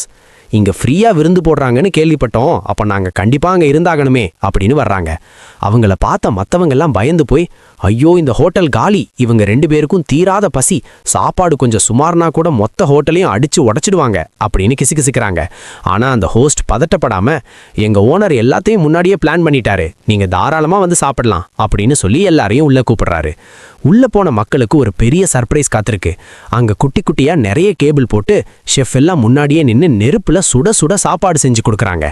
இன்னைக்கு உங்களுக்கு பிடிச்ச சாப்பாடை நீங்களே கூட சமைச்சிக்கலாம், எல்லாமே ஹோட்டல் செலவு தான் அப்படின்னு சொல்றாங்க. அந்த சாப்பாடை பார்த்ததும் இது ஏதோ பார்பிக்யூ மாதிரி இல்லையே அப்படின்னு மக்கள் யோசிக்கிறாங்க. ஆனா அந்த ஃபேட் குவோ பிரதர்ஸ் பசியில எதையும் யோசிக்காம சாப்பாடை அள்ளி வாயில போட்டுக்கிறாங்க. ஒரு வாய் சாப்பிட்டதுமே அவங்க கண்ணுல ஒரு சந்தோஷம், ஆஹா என்ன ஒரு ருசி, அப்படியே சின்ன வயசுல எங்க அம்மா செஞ்சு கொடுத்த சாப்பாடு ஞாபகம் வருது அப்படின்னு பாராட்டுறாங்க. இவ்வளவு பெரிய ஆளுங்களே ஓகே சொல்லிட்டாங்களே என்ன மத்தவங்களும் ஆர்வமா சாப்பிட ஆரம்பிக்கிறாங்க. பால்கனில இருந்து இது எல்லாம் பார்த்த ஹேங்க், வழக்கம் போல என் ஹோட்டலோட கெத்தை நான் திருப்பி கொண்டு வந்துட்டேன் அப்படின்னு திருப்தியா நினைக்கிறான். பெட்டியும் அந்த பார்பிக்யூவை சாப்பிட்டு பார்த்துட்டு, நிஜமாவே சூப்பரா இருக்கு ஹேங்க், உனக்கு எப்படி சமையலை பத்தி இவ்வளவு விஷயங்கள் தெரியும் அப்படின்னு ஆச்சரியமா கேட்கிறா. ஹேங்க் மனசுக்குள்ள, பார்பிக்யூ இல்லாத வாழ்க்கை ஆன்மா இல்லாத வாழ்க்கை மாதிரி அப்படின்னு சிரிச்சுக்கிறான். அன்னைக்கு நைட்டு ஹேங்க் மறுபடியும் மெடிடேஷன் பண்ணி அவனோட சிஸ்டம் மூலமா பவலை ஏத்திக்கிறான். இப்போ அவன் முன்ன விட ரொம்ப ஸ்ட்ராங் ஆயிட்டான். அவன் மெடிடேஷன் பண்ணிட்டு இருக்கும்போது கதவு தட்டுற சத்தம் கேக்குது. பார்த்தா பெட்டி வந்திருக்கா. ஹேங்க் டக்குன்னு ஒரு துணியை போத்திக்கிட்டு கதவை திறந்து, என்ன வேணும் பெட்டி அப்படின்னு கேட்குறான். பெட்டி ஹேங்க் மேல இருந்து கீழே வரைக்கும் ஒரு மாதிரி உத்து பார்த்துட்டு, நீ நிஜமான ஹேங்க் டாலி கிடையாது, எனக்கு நல்லா தெரியும் அப்படின்னு ஒரு குண்டை தூக்கி போடுறான். ஹேங்க் தூக்கி வாரி போடுது. நிஜமான ஹேங்க் டாலி ஒரு முட்டாள், ஆனா நீ அப்படி இல்லையே அப்படின்னு சொல்றா. ஹேங்க் சமாளிக்க பார்க்கறான். அப்போ நான் யாருன்னு நீ நினைக்கிற அப்படின்னு கேட்குறான். பெட்டி மெதுவா ஹேங்க் கிட்ட வந்து அவனோட நெஞ்சில கைய வச்சு, நீ கண்டிப்பா யாரோக போலியான ஆளுதான் அப்படின்னு சொல்லிட்டு ஹேங்கை வேகமா தள்ளுறா. ஹேங்க் நிலை தடுமாறி அந்த சாஃப்டான கார்பெட் மேல விழுந்துடுறான். பெட்டி அவன் மேலே ஏறி உட்காந்துக்கிட்டு, எல்லாருக்கும் தெரியும் ஹேங்க் டாலிங்கிறவன் ஒரு அறிவு கெட்டவன், யோசிக்காம காசு செலவு பண்ற ஒரு லூசுன்னு, ஆனா உன் செயல்கள் எல்லாம் அப்படி இல்லையே அப்படின்னு சொல்லி மடக்கிறா. ஹேங்க் டக்குன்னு சுதாரிச்சுக்கிட்டு, அடியே என் அன்பு மனைவியே, நீ தானே என்கிட்ட எப்போ எதில் இன்வெஸ்ட் பண்ணோன்னு சொன்ன, அந்த ரெஸ்டாரண்ட்டை வாங்க சொன்னது, அந்த மியூசிக் குரூப்பை காப்பாத்துனது, இந்த ஹோட்டலை இவ்வளோ பெருசாக மாற்றினதுன்னு எல்லாமே உன் ஐடியா தானே அப்படின்னு சொல்லி அவளையே மடக்க பார்க்குறான். ஆனால் பெட்டி விடுறதா இல்லை, நான் வெறும் முதலை மட்டும்தான் அதிகப்படுத்தினேன், மற்றபடி அந்த சொத்துக்களை வாங்குற முடிவை நீ தான் எடுத்த, அதனால இது உன்னோட சாமர்த்தியம் கிடையாது அப்படின்னு சொல்றா. ஹேங்க் அவளை தொடப்போக அவ கையை தட்டி விட்டுட்டு, இன்னும் அதிகமாக காசு செலவு பண்ணணும்னா என்னை கூப்பிடு, உன்னை விட என் கண்ணை தானே அதிகமாக நம்புற அப்படின்னு சொல்லிட்டு எந்திரிக்கிறா. கிளம்பும்போது, ரொம்ப தேனா பேசுற, நாளைக்கு நாம ஷாப்பிங் போறோம், ரெடி ஆயிரு அப்படின்னு சொல்லிட்டு போறா. ஹேங்க்கும் வர வழி இல்லாம சரின்னு சொல்லிடுறான். மறுநாள் 2 பேரும் ஷாப்பிங் போறாங்க. ஆனா ஹேங்க்குக்கு இன்னும் அந்த உடம்பு பலவீனம் இருக்கிறதுனால கொஞ்ச தூரம் நடந்த உடனே அவனால முடியல. அதனால ஒரு சின்ன பிரேக் எடுக்கிறாங்க. ஹேங்க் தான் வாங்கிட்டு வந்த லஞ்ச் பாக்ஸை திறந்து, சாரி பெட்டி, என்னால ரொம்ப தூரம் நடக்க முடியல அப்படின்னு சொல்றான். பெட்டி, இல்ல ஹேங்க், நீ இப்படி நடக்கிறது தான் உங்க உடம்புக்கு நல்லது அப்படின்னு அட்வைஸ் பண்றா. ஹேங்க் ஒரு சூடான சாண்ட்விச்சை பெட்டிக்கு கொடுக்க போக அவ, எனக்கு வேணாம் அப்படின்னு முகத்தை திருப்பிக்கிறா. சரி நம்மளாச்சும் சாப்பிடலான்னு ஹேங்க் அதை வாயில வைக்க போறான். திடீர்னு பெட்டி அந்த சாண்ட்விச்சை அவன் கையிலிருந்து பிடுங்கிட்டு வேகமா போறா. ஹேங்க் அதிர்ச்சியாகி, ஏய் என்னாச்சு உனக்கு, நான் பசியில ஒரு வாய் சாப்பிட போனேன், இப்படி பிடுங்கிட்டு போறிய அப்படின்னு கத்துறான். ஆனா பெட்டி அங்க ஓரமா இருந்த ஒரு தெருநாய்கிட்ட போய் அந்த சாண்ட்விச்சை கொடுக்குறா. பாவம், இந்த செல்லக்குட்டி ரொம்ப நேரமா சாப்பிடாம இருந்திருக்கும் அப்படின்னு சொல்லிட்டு அதை கொஞ்சிரா. ஹேங்க் பாவம், நானும் தான் இன்னும் ஒரு வாய் கூட சாப்பிடல அப்படின்னு சோகமா புலம்புறான். மறுபடியும் எங்க போய் சாண்ட்விச் வாங்கலான்னு அவன் யோசிச்சுட்டு இருக்கும்போது ஒரு காஸ்ட்லி கார் அவங்க பக்கத்துல வந்து நிக்குது. அதுல இருந்து ஒருத்தர் ரொம்ப திமிரா இறங்கி வந்து, என்ன ஹேங்க் டாலி, ஒரு சாதாரண நாய்க்கு போடுற சாப்பாட்டுக்கு இவ்வளோ கவலைப்படுறீங்க, உங்களுக்கு நாய்க்கு போடுற சாப்பாடு பிடிக்கும்னா இன்னும் ஒரு 2 செட்டை ஆர்டர் பண்ணிடுறேன் அப்படின்னு கிண்டல் பண்றான். அவன் கூட ஒரு பொண்ணு வரா. ஹேங்க் அந்த ஆளை மேல இருந்து கீழே வரைக்கும் ஒரு மாதிரி பார்த்துட்டு, யார்டா இவன் எரும மாடு மாதிரி வந்து லூசு மாதிரி பேசுறான் அப்படின்னு மனசுக்குள்ள நினைக்கிறான். பெட்டி அங்க உட்கார்ந்துருக்கிறத பார்த்த அந்த ஆளு, ஓ இவ தான் உன் வருங்கால பொண்டாட்டியா? டேங் ஃபேமிலி பொண்ணு. முதல்ல ஜோனதனுக்கு தான் கல்யாணம் பண்ணி வைக்கிறதா இருந்தது, இப்போ இவன்கிட்ட வந்துட்டாளா? பாவம், அழகான பொண்ணு தான், ஆனா விதி யாரை விட்டது அப்படின்னு நக்கலா பேசுறான். அப்புறம் கூட வந்த லூசியை அறிமுகப்படுத்துறான். இவ ஃபேன்சாங் ஃபேமிலி, பிசினஸ் உலகத்துக்கு இப்பதான் புதுசா வந்திருக்கா. அதான் நானே ஷாப்பிங் கூட்டிட்டு வந்து அப்புறம் ஒரு பெரிய ரெஸ்டாரண்ட்ல சாப்பாடு வாங்கி தர போறேன் அப்படின்னு சொல்றான். ஹேங்க் அதை ஒரு காதுல வாங்கி இன்னொரு காதுல விட்டுடுறான். லூசி கிட்ட, இவன் ரொம்ப ஓவரா வழிகிறானே, உனக்கு இவன் கூட இருக்க கஷ்டமா இல்லையா அப்படின்னு கேட்குறான். இதை கேட்டதும் அந்த ஆளுக்கு கோவம் வந்துடுச்சு. உன் வேலையை பார்த்துட்டு போடா அப்படின்னு கத்துறான். ஹேங்க் அவனை துச்சமா மதிச்சுட்டு லூசி கிட்ட, அந்த மீட்டிங் பத்தி கொஞ்சம் சொல்லு, எனக்கு உடம்பு முடியாம இருந்ததுல ஞாபகம் எல்லாம் கொஞ்சம் மங்கிடுச்சு அப்படின்னு கேட்குறான். அதுக்கு லூசி, வருஷத்துக்கு ஒரு முறை நம்ம ஃபேமிலி மெம்பர்ஸ் பண்ண சாதனைகளை வச்சு அவங்கள மதிப்பிடுவாங்க, அப்புறம் யாருக்கு எவ்வளோ சொத்து பிரிக்கணும்னு முடிவு பண்ணுவாங்க, அதுதான் அந்த மீட்டிங் அப்படின்னு விளக்குறா. லூசி தொடர்ந்து பேசும்போது ஒரு முக்கியமான விஷயத்த சொல்றா. அதாவது ஒவ்வொரு வருஷமும் இந்த மீட்டிங்ல 3 குடும்ப உறுப்பினர்களை தேர்ந்தெடுத்து அவங்களுக்கு பெரிய அளவுல ஃபண்ட் கொடுத்து சப்போர்ட் பண்ணுவாங்களாம். இதை கேட்டதும் ஹேங்குக்கு ஆர்வம் வந்துருச்சு. ஜெயிக்கிறவங்களுக்கு எவ்வளவு காசு கொடுப்பாங்க அப்படின்னு கேட்குறான். அதுக்கு லூசி, யார் ரொம்ப திறமையா செயல்படுறாங்களோ அவங்களுக்கு 1 பில்லியன் யுவான் கொடுப்பாங்க அப்படின்னு சொல்றா. இதை கேட்டதும் ஹேங்க்கும் பெட்டியும் அப்படியே ஷாக் ஆயிட்டாங்க. 1 பில்லியன்னா சும்மாவா? ஹேங்க் மனசுக்குள்ள கணக்கு போட ஆரம்பிச்சிட்டான். இந்த 1 பில்லியன் மட்டும் கிடைச்சதுன்னா நம்ம ஸ்பென்ட்ரிஃப்ட் சிஸ்டம் எங்கேயோ போயிடுமே, நம்ம லெவலும் எகிரிடுமே அப்படின்னு நினைக்கிறான். ஆனா அந்த திமிரு பிடிச்ச கசின் விடாம நக்கல் அடிக்கிறான். ஏய் ஹேங்க், இதெல்லாம் உனக்கு கிடைக்காதுடா. நான் இப்போ என்டர்டைன்மெண்ட் பிசினஸ்ல பயங்கரமா சம்பாதிச்சிட்டு இருக்கேன். அது மட்டும் இல்லாம இப்போ ஒரு ஃபுட் டெலிவரி கம்பெனியை விலைக்கு வாங்கி ஏகப்பட்ட டிரைவர்ஸை வேலைக்கு வச்சு பகல் நைட்டு பார்க்காம ஓட விடுறேன். அதுல எனக்கு லாபம் கொட்டுது அப்படின்னு பீத்திக்கிறான். ஹேங்க் மனசுக்குள்ள அவனை அறிவு கெட்டவன்னு திட்டுனாலும் வெளியே ரொம்ப பொலைட்டா, ரொம்ப தேங்க்ஸ்பா, இப்பதான் நான் எதுக்கு தயாராகணும்னு எனக்கு புரிஞ்சுது அப்படின்னு சொல்றான். அந்த கசின், நீ எல்லாம் ரெடியாகி ஒன்றும் ஆக போறதில்ல, உனக்கு ஏதாச்சும் இடம் கிடைச்சா அது பெரிய மிராக்கிள் தான் அப்படின்னு சொல்லிட்டு லூசியை பார்த்து, வா லூசி, நாம இங்கிருந்து கிளம்பலாம் அப்படின்னு கூப்பிடுறான். போறப்போ அந்த ஆளு அங்கிருந்த நாயை வேணும்னே எட்டி உதைச்சு வழியை விட்டு தள்ளி போடா அப்படின்னு கத்துறான். பாவம் அந்த நாய் கோபத்துல பல்ல கடிச்சுக்கிட்டு இவனை பழி வாங்க முடிவெடுக்குது. டக்குன்னு அவன் மேல பாஞ்சு அவனோட தொடையில நச்சுன்னு ஒரு கடி போடுது. அவனோட காஸ்ட்லி ட்ரெஸ் எல்லாம் கிழிச்சு தொங்க விடுது. அந்த ஆளு வழியில அழுதுகிட்டே ஓடுறான். ஆனா அந்த நாய் அவனை விடாம துரத்திக்கிட்டே போகுது. ஹேங்க், பெட்டி, லூசி 3 பேரும் இந்த வேடிக்கை பார்த்துட்டு, இவனுக்கு இது தேவைதான், இவனா தேடிக்கிட்டது தான் அப்படின்னு பேசிக்கிறாங்க. கொஞ்ச நேரம் கழிச்சு ஹேங்க்கும் பெட்டியும் சிட்டி பார்க்ல இருக்கிற ஒரு கார்டன்ல நடந்து போயிட்டு இருக்காங்க. $1 பில்லியன் பெரிய காசு இல்ல பெட்டி அப்படின்னு ஹேங்க் கேட்க, அதுக்கு பெட்டி, ஏன் உனக்கு இதுல இவ்வளவு ஆசை அப்படின்னு கேட்குறா. ஹேங்க், 1 பில்லியன் யாருக்கு தான் பிடிக்காது அப்படின்னு சொல்ல, பெட்டி ஒரு உண்மையை சொல்றா. எல்லாரும் தான் ஆசைப்படுவாங்க ஹேங்க், ஆனா இது உனக்கு சாத்தியமே இல்லை. போன வருஷம் லூசி 7வது இடம் தான் பிடிச்சா. அவ 20 மில்லியனை இன்வெஸ்ட் பண்ணி 2 வருஷத்துல 3 5 ஸ்டார் ஹோட்டல், 5 கிளப், அப்புறம் 11 தியேட்டர்னு ஆரம்பிச்சு 90 மில்லியனுக்கு மேல லாபம் காட்டினா. அவ்வளவு செஞ்சும் அவளுக்கு கிடைச்சது 7வது இடம் தான் அப்படின்னு சொல்றா. இதை கேட்டதும் ஹேங்க் ஆடி போயிட்டான். அப்போ என்கிட்ட இருக்கிற இந்த 1 ஹோட்டல், 2 ரெஸ்டாரண்ட், அப்புறம் அந்த மியூசிக் பேண்டை வச்சு நான் எப்படி ஜெயிக்க முடியும்? விடு, நாம பேசாம ஷாப்பிங் போவோம் அப்படின்னு சொல்றான். அப்போ திடீர்னு ஒரு நாய் பயங்கரமா குறைக்கிற சத்தமும் மனுஷங்க கத்துற சத்தமும் கேக்குது. திரும்பி பார்த்தா விலங்குகள் நலத்துறையை சேர்ந்தவங்க ஒரு நாயை வர போட்டு பிடிச்சிட்டு இருக்காங்க. பெட்டி ஓடி போய், என்ன பண்றீங்க, எதுக்கு அந்த நாயை இப்படி பிடிக்கிறீங்க அப்படின்னு கத்துறா. அந்த ஆளு நிதானமா, இல்லம்மா, இந்த தெருநாய்கள் எல்லாம் அங்கங்க மனுஷங்களை கடிக்குதுன்னு எங்களுக்கு ரிப்போர்ட் வந்திருக்கு, அதான் பிடிக்கிறோம். பெட்டி, பிடிச்சு எங்க கூட்டிட்டு போவீங்க அப்படின்னு கேட்க, அந்த ஆளு, நம்ம ஊர்ல இதுக்கெல்லாம் தனி ஷெல்டர் எதுவும் இல்லம்மா, 2 வாரம் வச்சிருப்போம், யாராச்சும் வந்து வழக்க எடுத்துட்டு போவாங்கன்னு பார்ப்போம், அப்படி யாரும் வரலன்னா அந்த நாய்களை அப்புறம் டீல் பண்ணிடுவோம் அப்படின்னு சொல்றான். அந்த டீல்னா என்னன்னு பெட்டிக்கு நல்லா புரிஞ்சிருச்சு. கூண்டுக்குள்ள இருந்த அந்த நாய்களை பார்த்து பெட்டிக்கு மனசே தாங்கல. கண்ணீர் மல்க ஹேங்கோட கையை பிடிச்சுக்கிட்டு, ஹேங்க், எப்படியாவது இந்த வாயில்லா ஜீவன்களை காப்பாத்துங்க, என்னால இதை பார்க்க முடியல அப்படின்னு கெஞ்சுறா. ஹேங்க் அந்த நாய்கள் பயத்துல நடுங்கிறத பார்த்ததும், சரி பெட்டி, நீ சொன்னா சரியா தான் இருக்கும், நான் இப்பவே இந்த நாய்களுக்காக ஒரு பெரிய ஷெல்டர் கட்டி கொடுக்குறேன், அவங்களுக்கு தேவையான எல்லா வசதியையும் நானே பார்த்துக்கிறேன் அப்படின்னு சொல்றான். இதை கேட்டதும் பெட்டிக்கு ரொம்ப சந்தோஷம்.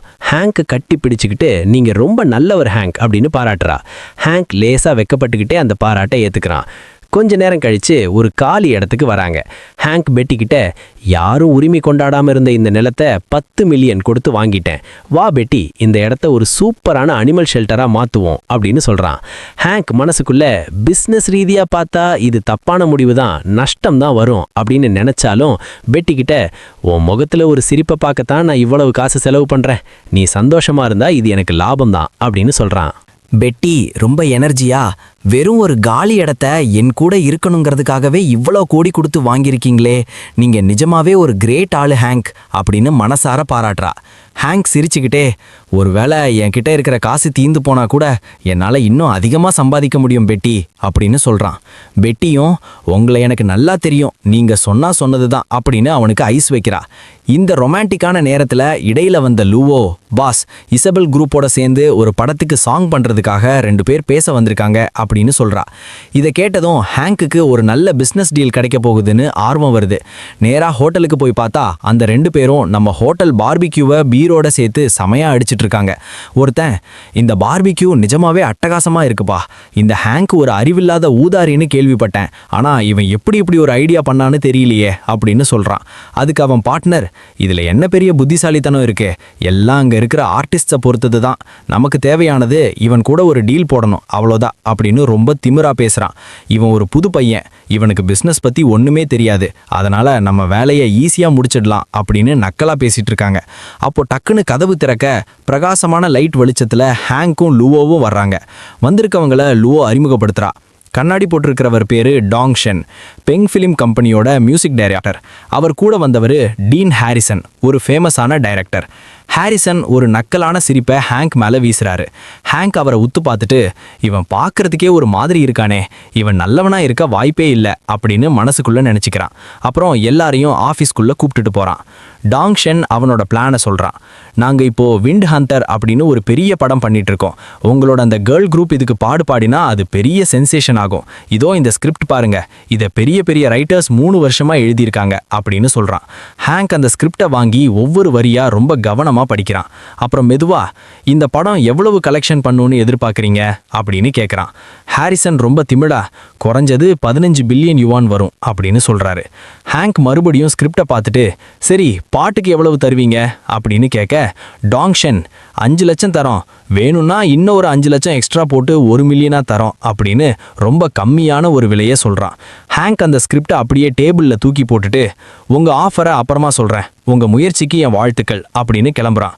டாங் ஷென் பதறி போய், ஏன் இன்னிக்கே முடிக்கக்கூடாது, இந்த படத்தில் ஏற்கனவே 100 மில்லியன் இன்வெஸ்ட் பண்ணியிருக்கோம், இண்டஸ்ட்ரியிலேயே இதுதான் பெரிய படம், என்ன உங்கள் குரூப் மேலே உங்களுக்கு நம்பிக்கை இல்லையா அப்படின்னு கேட்குறான். அதுக்கு ஹேங்க், என் குரூப் மேலே எனக்கு நம்பிக்கை இருக்குது, ஆனால் உங்கள் படம் மேலே தான் எனக்கு சந்தேகம், இந்த மொக்க ஸ்கிரிப்டை வச்சுக்கிட்டு 15 பில்லியன் சம்பாதிக்க போகிறேன்னு சொல்கிறீங்களே, இதில் காசை போடுறது வேஸ்ட்டு அப்படின்னு முகத்தில் அடித்த மாதிரி சொல்கிறான். டைரக்டர் ஹாரிசனுக்கு கோபம் வந்துடுச்சு. உன்னை யாருன்னு நினச்சிட்டு இருக்க, எங்கள் பழைய படங்களோட ஹிஸ்ட்ரியை செக் பண்ணி பாரு, அந்த பொண்ணுங்க ஃபேமஸ் ஆனதுக்கு அவங்க பாட்டு தான் காரணம், உன்ன மாதிரி ஒரு லூசு கிடையாது அப்படின்னு கத்துறாரு. ஹேங்க் கூலா, உங்கள் சில படங்களை பார்த்துருக்கேன், ஆனால் ஒன்று கூட என்னால் முழுசாக பார்க்க முடியல, அவ்வளவு கேவலமான கதை, சுமார் ஆக்டிங், என் குரூப் இதில் பாடினா அவங்க பேர் தான் கெட்டு போயிடும் அப்படின்னு பதிலுக்கு திருப்பி அடிக்கிறான். பேசி பிரயோஜனம் இல்லைன்னு அந்த 2 பேரும் கோபமாக அங்கேருந்து கிளம்புறாங்க. லூவோ ஹேங்க் கிட்ட, சார் பெங் ஃபிலிம் கம்பெனி இப்போதைக்கு ரொம்ப சக்ஸஸ்ஃபுல் கம்பெனி, அவங்கள ஏன் வேண்டான்னு சொன்னீங்க அப்படின்னு கேட்குறா. அதுக்கு ஹேங்க், அவங்களுக்கு காம்படிஷன் இல்லாததால் ரொம்ப திமிரா இருக்காங்க, நிஜமாவே ஒரு நல்ல சினிமா உலகம் இருந்தால் இந்த படம் அட்டர் ஃப்ளாப் தான் அப்படின்னு சொல்கிறான். அப்புறம் லூவோ கிட்ட ஒரு லிஸ்ட்டை கொடுத்து, இங்கே இருக்கிற பழைய சினிமா ஸ்டார்ஸ், டெக்னீஷியன்ஸ், அப்புறம் யாருக்கும் தெரியாமல் ஆனால் திறமையான தற்காப்பு கலை தெரிஞ்ச ஆட்களை கூப்பிடு அப்படின்னு சொல்கிறான். லூவோ குழப்பமா, இவங்களை வச்சு என்ன பண்ண போறீங்க அப்படின்னு கேட்க, ஹேங்க் சிரிச்சுக்கிட்டே, எனக்கு ஒரு ஆசை, அதான் நானே ஒரு படம் எடுக்கலான்னு பிளான் பண்ணிட்டேன், எனக்கு ஒரு டீம் வேணும் அப்படின்னு சொல்கிறான். கொஞ்ச நாள் கழித்து ஒரு ஷூட்டிங் ஸ்பாட்டில் ஒரு சீன் ஓடிட்டுருக்கு. ஒரு ஹீரோ, என்னை விட்டுட்டு போகாத அப்படின்னு அழுதுட்ருக்கான். அந்த பொண்ணு, நான் 3 வருஷமாக இன்னொருத்தனை தான் லவ் பண்ணுறேன் அப்படின்னு சொல்கிறா. அந்த ஹீரோ ரொம்ப சோகமா, ஐயோ என்னால் இதை தாங்க முடியலையே அப்படின்னு மொக்கையாக ஆக்ட் பண்ணுறான். டக்குன்னு டைரக்டர், கட் கட் அப்படின்னு கத்தி அந்த ஆக்டரை கண்டபடி திட்டுறாரு. அந்த டைரக்டர் கடுப்பாகி அந்த ஆக்டரை பார்த்து கத்துறாரு, என்னடா பண்ற, இப்படியே போனா என் படத்தையே குப்பையில தான் போடணும், ஒரு எமோஷன் வேண்டாமா, கல்லு மாதிரி நிக்கிறியே அப்படின்னு திட்டிட்டு அங்கிருந்த ஒரு சின்ன ஆக்டரை கூப்பிட்டு இவனுக்கு எப்படின்னு நடிச்சு காட்டு அப்படின்னு சொல்றாரு. அந்த புது ஆளு வந்த உடனே வேற லெவல்ல பெர்ஃபார்மன்ஸ் பண்றான். கண்ணீர் விட்டு அழுது தாமேலேயே தண்ணியை ஊத்திக்கிட்டு உன்னை தவிர வேற யாரையும் என்னால காதலிக்க முடியாது அப்படின்னு ஓவர் ஆக்டிங் பண்ணி ஒரு சீன் போடுறான். டைரக்டர் அதை காட்டி இதுதாண்டா நடிப்பு, இவனுக்கு சம்பளம் கம்மின்னு பார்க்குறேன், இல்லைன்னா உன்னை எப்போவோ தூக்கி இருப்பேன் அப்படின்னு அந்த மெயின் ஆக்டரை அசிங்கப்படுத்துறாரு. திடீர்னு அந்த ஆக்டரோட ஃபோன் அடிக்குது. டைரக்டர் கோவமா நான் பேசிட்டு இருக்கும்போது ஃபோனை பார்க்கறது எவ்வளோ பெரிய தப்பு அப்படின்னு கத்த அந்த ஆக்டர் அந்த மெசேஜை படிச்சுட்டு ஒரு நிம்மதி பெருமூச்சு விடுறான். அப்புறம் அந்த டைரக்டரை ஒரு கேவலமான பார்வை பார்த்துட்டு உன் வேலையும் வேணாம் ஒரு மண்ணும் வேணாம் நான் போறேன்டா அப்படின்னு சொல்லிட்டு அந்த இடத்த விட்டு கெத்தா கிளம்புறான். அதே அன்னைக்கு நைட்டு ஒரு சின்ன அப்பார்ட்மெண்ட்ல ஒரு ஸ்க்ரீன் ரைட்டர் பொண்ணு கஷ்டப்பட்டு ஸ்கிரிப்ட் எழுதிட்டு இருக்கா. 3 நாளா தூங்காம எழுதுறேன், ஆனா இது இன்னும் சரியா வரலையே அப்படின்னு புலம்புறா. அவளோட ஒர்க் சாட்ல இருக்கிறவங்க நீ ரொம்ப லாஜிக் பார்க்குற, அதான் உனக்கு செட் ஆகல அப்படின்னு அவளை மட்டம் தட்டுறாங்க. அவ விரக்தியில இருக்கும்போது அவ ஃபோனுக்கு ஒரு மெசேஜ் வருது. உன் திறமைக்கு ஒரு நல்ல இடம் இருக்கு அப்படின்னு போட்டு அவ அக்கௌண்ட்ல 1 மில்லியன் யுவான் வந்து விழுது. கூடவே ஒரு அட்ரஸும் வருது. அவளுக்கு ஒண்ணுமே புரியல, ஆனா ஒரு நம்பிக்கை வருது. இன்னொரு பக்கம் ஒரு பார்க்ல ஒரு பொண்ணு ஸ்பேஸ் ராக்கெட் லான்ச் பண்றதுக்கு ரெடி பண்ணிட்டு இருக்கா. சுத்தி இருக்கிறவங்க இவ என்னமோ பொம்மை ராக்கெட்டை வச்சு சீன் போடுறா, இது மட்டும் பறந்துச்சுன்னா நான் நாய் சாப்பாட்டை சாப்பிட்றேன் அப்படின்னு கிண்டல் பண்றாங்க. ஆனா அந்த பொண்ணு பட்டனை அமுக்குன உடனே அந்த ராக்கெட் பயங்கர சத்தத்தோட கிளங்கி மேகத்தை கிழிச்சுக்கிட்டு விண்வெளிக்கே போயிடுச்சு. எல்லாரும் வாயடைச்சு போய் நிக்கிறாங்க. அந்த பொண்ணு பேரு ஸ்டெல்லா. அவளுக்கும் அதே மாதிரி ஒரு மெசேஜ் வருது. அவளும் உடனே தான் பைக்கை எடுத்துக்கிட்டு அந்த அட்ரஸ்க்கு கிளம்புறா. ஹேங்க் இவங்க எல்லாரையும் ஒரு இடத்துல மீட் பண்றான். முதல்ல லூக் அப்படிங்கிற அந்த ஆக்டரை அறிமுகப்படுத்துறான். இவன் சூப்பரா ஆக்ட் பண்ணுவான், ஆனா கேமராக்கு பின்னாடி இருக்கிற அழுக்கு வேலைகளுக்கு ஒத்து வராததால இவனுக்கு சான்ஸ் கிடைக்கல அப்படின்னு சொல்றான். அப்புறம் ஜானட் கிட்ட வர்றான். இவ எழுதின சூப்பர் ஸ்கிரிப்ட்ஸை எல்லாம் மற்றவங்க திருடிட்டாங்க, ஆனா இவகிட்ட இன்னும் நிறைய வித்தை இருக்கு அப்படின்னு சொல்றான். கடைசியா ஸ்டெல்லா கிட்ட வந்து இவ ஸ்கூல்ல வீக் ஸ்டூடெண்ட்னு எல்லாரும் நினைக்கிறாங்க, ஆனா பழைய குப்பையில இருந்து புதுசா எதையாவது கண்டுபிடிக்கிறதுல இவ ஒரு ஜீனியஸ் அப்படின்னு சொல்றான். ஹேங் அவங்க கிட்ட உங்க பழைய தோல்விகளை பத்தி கவலைப்படாதீங்க, உங்களுக்கு தேவையான எல்லா வசதியும் நான் தர்றேன், நாம சேர்ந்து ஒரு படம் பண்ண போறோம் அப்படின்னு சொல்றான். இவங்களுக்கு எல்லாரும் ஒரே ஆச்சரியம், படம் எடுக்க போறீங்களா? ஆனா இங்க யாருக்குமே ரசிகர்கள் கிடையாதே, படம் நஷ்டமானா என்ன பண்றது அப்படின்னு கேட்குறாங்க. அதுக்கு ஹேங் லாப நஷ்டம் எல்லாம் ஏன் தலைவலி, நீங்க கவலைப்படாம வேலையை மட்டும் பாருங்க, எனக்கு இப்போ இருக்கிற ட்ரெண்டு படி படம் எடுக்க வேணாம், ஆடியன்ஸோட அறிவை மதிக்கிற மாதிரி ஒரு சூப்பர் படம் எடுக்கணும் அப்படின்னு சொல்றான். எல்லாரும் உற்சாகமா ஒத்துக்கிறாங்க. அடுத்த 1 மாசத்துல லூக் கிட்ட நீ ஜிம்முக்கு போய் நல்லா உடம்ப தேத்து, நம்ம எடுக்க போறது ஸ்ட்ராங் கைஸ் அப்படின்னு ஒரு படம் அப்படின்னு சொல்றான். ஜானட் கிட்ட கதையையும் ஸ்டெல்லா கிட்ட அந்த படத்துக்கு தேவையான செட் மற்றும் பொருட்களை ரெடி பண்ணவும் சொல்றான். அப்புறம் இசபெல் கிட்ட போய் நீ என் படத்துல ஹீரோயினா நடிக்கிறியா அப்படின்னு கேட்குறான். அவ லேசா வெட்கப்பட்டுக்கிட்டு எனக்கு நடிக்க தெரியாதே அப்படின்னு சொல்ல ஹேங் அவளை சமாதானப்படுத்தி சம்மதிக்க வைக்கிறான். டைரக்டர் டீன் ஹாரிசன் கண்டிப்பா தான் திமிருக்கு வருத்தப்படுவாருன்னு ஹேங் சபதம் எடுக்கிறான். பெட்டி அவங்கிட்ட வந்து ரொம்ப நேரமா வேலை பார்க்குற ஹேங் கொஞ்சம் ரெஸ்ட் எடு அப்படின்னு சொல்றா. அதுக்கு ஹேங் எனக்கு கோவம் இன்னும் குறையல பெட்டி, நான் படம் எடுக்கிறது மட்டும் இல்லாம அந்த ஹாரிசனோட படம் ரிலீஸ் ஆகிற அதே நாள்ல என் படத்தையும் ரிலீஸ் பண்ணி அவன் படம் எவ்வளவு கேவலம்னு உலகத்துக்கு காட்டுவேன் அப்படின்னு ரொம்ப தீவிரமா சொல்றான். பெட்டி ஹேங்க் கிட்ட ரொம்ப அக்கறையா நீ எடுக்கிற முயற்சியெல்லாம் ஜெயிக்கணும்னு நான் மனசார வேண்டிக்கிறேன் ஹேங்க், ஆனா ஒரு படம் எடுக்கிறது சாதாரண விஷயம் இல்லையே, ரொம்ப காசு தேவைப்படுமே, இப்பதான் அந்த அனிமல் ஷெல்டருக்காக பெரிய தொகையை செலவு பண்ணிருக்க அப்படின்னு கவலைப்படுறா. ஹேங்க் சிரிச்சுக்கிட்டே காசு தீர்ந்து போனா என்ன பெட்டி, இன்வெஸ்டர்ஸ் இருக்காங்களே அப்படின்னு சொல்லிட்டு அசால்ட்டா அவங்க அம்மாவுக்கு ஃபோன் போடுறான். அம்மா ஃபோனை எடுத்த உடனே ரொம்ப பாசமா நல்லா விசாரிக்கிறாங்க. ஹேங்க் மெதுவா மேட்டருக்கு வந்து அம்மா ஒரு படம் எடுக்கலான்னு இருக்கேன், 1 பில்லியன் கிடைக்குமா அப்படின்னு கேட்குறான். அவங்க அம்மா கொஞ்சம் கூட யோசிக்காம நிச்சயமா கண்ணா, உனக்கு இல்லாததா, நான் கொஞ்ச நேரத்துல அந்த பணத்தை உனக்கு அனுப்புறேன் அப்படின்னு சொல்லிடுறாங்க. இதை பார்த்த ஹேங்கோட அப்பா ஷாக் ஆகி என்னது அவன் கேட்ட உடனே இவ்வளோ பெரிய தொகையை தூக்கி கொடுப்பீங்களா அப்படின்னு கேட்குறாரு. அதுக்கு அவங்க அம்மா என் மகன் சந்தோஷமா இருந்தா எனக்கும் சந்தோஷம்தான் அப்படின்னு சொல்லிட்டு ஒரு நியூஸ் பேப்பரை அவர்கிட்ட காட்டுறாங்க. சிட்டி பிளானிங் கம்பெனி சிட்டியோட கிழக்கு பகுதியில் இருக்கிற ஒரு காலி இடத்தை இப்போ டெவலப் பண்ண போறாங்களாம். ஒரு பெரிய பார்க் வர போறதுனால அந்த ஏரியாவோட ரேட் எகிர போகுது. இது ஒரு செம பிசினஸ் ஆப்பர்ச்சுனிட்டி, நாம அங்க இன்வெஸ்ட் பண்ணலாம் அப்படின்னு அம்மா சொல்ல பேப்பரை தொடர்ந்து படிச்ச அப்பாவுக்கு இன்னும் பெரிய ஷாக். யாரோ ஒருத்தர் ஏற்கனவே அந்த நிலத்தை 10 மில்லியனுக்கு வாங்கிட்டாராம். அது வேற யாரும் இல்ல, நம்ம மகன் ஹேங்க் தான் அப்படின்னு சொல்றாரு. அவங்களுக்கே தெரியாம ஹேங்க் ஒரு பெரிய பிசினஸ் கேம் ஆடி இருக்கான்னு தெரிஞ்சு அவங்க ஆச்சரியப்படுறாங்க. ஒரு மாசம் கழிச்சு டைரக்டர் டீன் ஹாரிசனோட வின்சேசர் படத்தோட ஷூட்டிங் ஆரம்பமாகுது. ஹாரிசன் செம டென்ஷன்ல இருக்காரு. அந்த மெயின் ஆக்ட்ரஸ் இன்னும் ஏன் வரல, படம் முடியல, அதுக்குள்ள அவளுக்கு இவ்வளோ திமிரா அப்படின்னு கத்துறாரு. மியூசிக் டைரக்டர் டாங் ஷென் அவரை சமாதானப்படுத்துறாரு. ஆனா ஹாரிசன் விடல. பெரிய நடிகைன்னு நினைப்பு, டெய்லி வசனத்தை மறந்துடுறா, இப்ப ஷூட்டிங்கே வரமாட்டேங்கிறா அப்படின்னு புலம்புறாரு. அப்புறம் வேற வழி இல்லாம டூப்பு போட்டு சீன் எடுங்க, எடிட்டிங்ல மூஞ்சிய மாத்திக்கலாம் அப்படின்னு ஒரு மொக்க ஐடியா பண்றாரு. அப்போ டாங் ஷென் ஒரு நியூஸ் சொல்றாரு. ஹாங்க் டாலியும் சொந்தமா ஒரு படம் எடுக்க ஆரம்பிச்சிட்டானா, அதுல இசபெல்ல ஹீரோயினா போட்டிருக்கான். ஹாரிசன் நக்கலா சிரிச்சு, அந்த லூசு பயலுக்கு பிசினஸ் பத்தி என்ன தெரியும், ஹீரோ யாரு, ஸ்கிரிப்ட் யாரு அப்படின்னு கேக்குறாரு. ஹீரோ ஒரு புது பையன், ஆனா ஸ்கிரிப்ட் ரைட்டர் ஜானட் ஹென்ரிஸ் அப்படின்னு ஷென் சொன்ன உடனே ஹாரிசன் அவள் மேல ஒரு காப்பி பிளஜரிசம் கேஸ போடு, அவளை மட்டம் தட்டு அப்படின்னு பிளான் போடுறாரு. இசபெல் நடிச்சா நம்ம படத்தோட வசூல் பாதிக்கும், அதனால அவளை பத்தி ஏதாச்சும் தப்பான வதந்தியை பரப்பி அவ பேரை கெடுக்கணும் அப்படின்னு வில்லந்தனமா யோசிக்கிறாங்க. அன்னைக்கு நைட்டு லுமா ஹோட்டல்ல ஒரு பார்ட்டி நடக்குது. அங்க இசபெல்லோட பழைய பாஸ் பிராட் வரான். அவ ரொம்ப சோர்ந்து போயிருக்கான். ஹாங்க் அந்த பொண்ணை என்கிட்ட இருந்து பிரிச்சுட்டான், என்னோட ரகசியங்களை வச்சு என்னையே மிரட்டி இசபெல்ல கூட்டிட்டு போயிட்டான், அவன்கிட்ட என்னால மோத முடியல அப்படின்னு பிராட் புலம்புறான். ஹாரிசன் அவன்கிட்ட, கவலைப்படாத பிராட், நாம எல்லாரும் ஒன்னா சேர்ந்து ஹாங்கோட படத்தை காலி பண்ணுவோம், இசபெல் மேல ஒரு பெரிய ஸ்கேண்டலை உருவாக்கி அவளை அவமானப்படுத்துவோம் அப்படின்னு எல்லாரையும் ஒன்னா சேர்த்துக்கிறான். அடுத்த சில நாட்கள்ல ஹாங்கோட படத்தோட பிரஸ் மீட் நடக்குது. ஹாங்க் தன் டீமோட ஸ்டேஜ்ல கெத்தா நிக்கிறான். போட்டோகிராஃபர்ஸ் எல்லாம் ஹாங்கோட ஒய்ஃப் பெட்டியை பார்த்துட்டு, யார்டா இந்த தேவதை, இவங்களே ஹீரோயினா நடிச்சிருக்கலாமே அப்படின்னு ஆச்சரியப்படுறாங்க. பெட்டி ஹாங்க் கிட்ட, நிஜமாவே உனக்கு டைரக்ஷன் பண்ண தெரியுமா, இசபெல்லோட புகழ வீணாக்கிடாத அப்படின்னு சொல்றா. ஹாங்க் சிரிச்சுக்கிட்டே, எனக்கு என் பொண்டாட்டி ஹெல்ப் பண்ணுவாளே அப்படின்னு சொல்றான். பெட்டி, நம்ம எதிரி ரொம்ப பலசாலி, அதனால நாம புதுசா ஏதாவது பண்ணணும் அப்படின்னு சொல்றா. ஹாங்க் ரொம்ப கூலா, படம் தோத்தாலும் எனக்கு பிரச்சனை இல்லை பெட்டி, என் பின்னாடி 100 கோடி சொத்து இருக்கு அப்படின்னு ஒரு போடு போடுறான். அப்போ செக்ரட்டரி லுவோ வந்து, டிஸ்னி பார்க் ஆளுங்க உங்களை மீட் பண்ணணுமா அப்படின்னு சொல்ல, லுவோ நீயே என் சார்பா போய் அவங்க கிட்ட பேசு, இனிமே நீ தான் இந்த கம்பெனியோட ஜெனரல் மேனேஜர், உனக்கு எல்லா அதிகாரமும் இருக்கு அப்படின்னு சொல்றான். லுவோ சந்தோஷத்துல துள்ளி குதிச்சு, கண்டிப்பா உங்களை ஏமாத்த மாட்டேன் பாஸ் அப்படின்னு சொல்லிட்டு ஓடுறா. கடைசியா அந்த இன்ஜினியர் பொண்ணு ஸ்டெல்லா வரா. ஹாங்க், நீங்க கேட்ட அந்த மிஷின் ரெடி, இப்பவே டெஸ்ட் பண்ணி பார்க்கலாமா அப்படின்னு கேக்குறா. ஹாங்க் ஆச்சரியப்பட்டு, அதுக்குள்ள செஞ்சிட்டியா, வா வெளியே போய் அது எப்படி வேலை செய்யுதுன்னு பாப்போம் அப்படின்னு சொல்றான். பெட்டி ஹாங்க் கிட்ட, என்ன ஹாங்க் இப்போ இவ்வளோ குஷியா இருக்கீங்க அப்படின்னு கேட்குறா. அதுக்கு ஹாங்க், இன்னும் கொஞ்ச நேரத்துல நீயே எல்லாத்தையும் புரிஞ்சுப்ப பெட்டி அப்படின்னு ஒரு மர்மமான சிரிப்பு விடுறான்.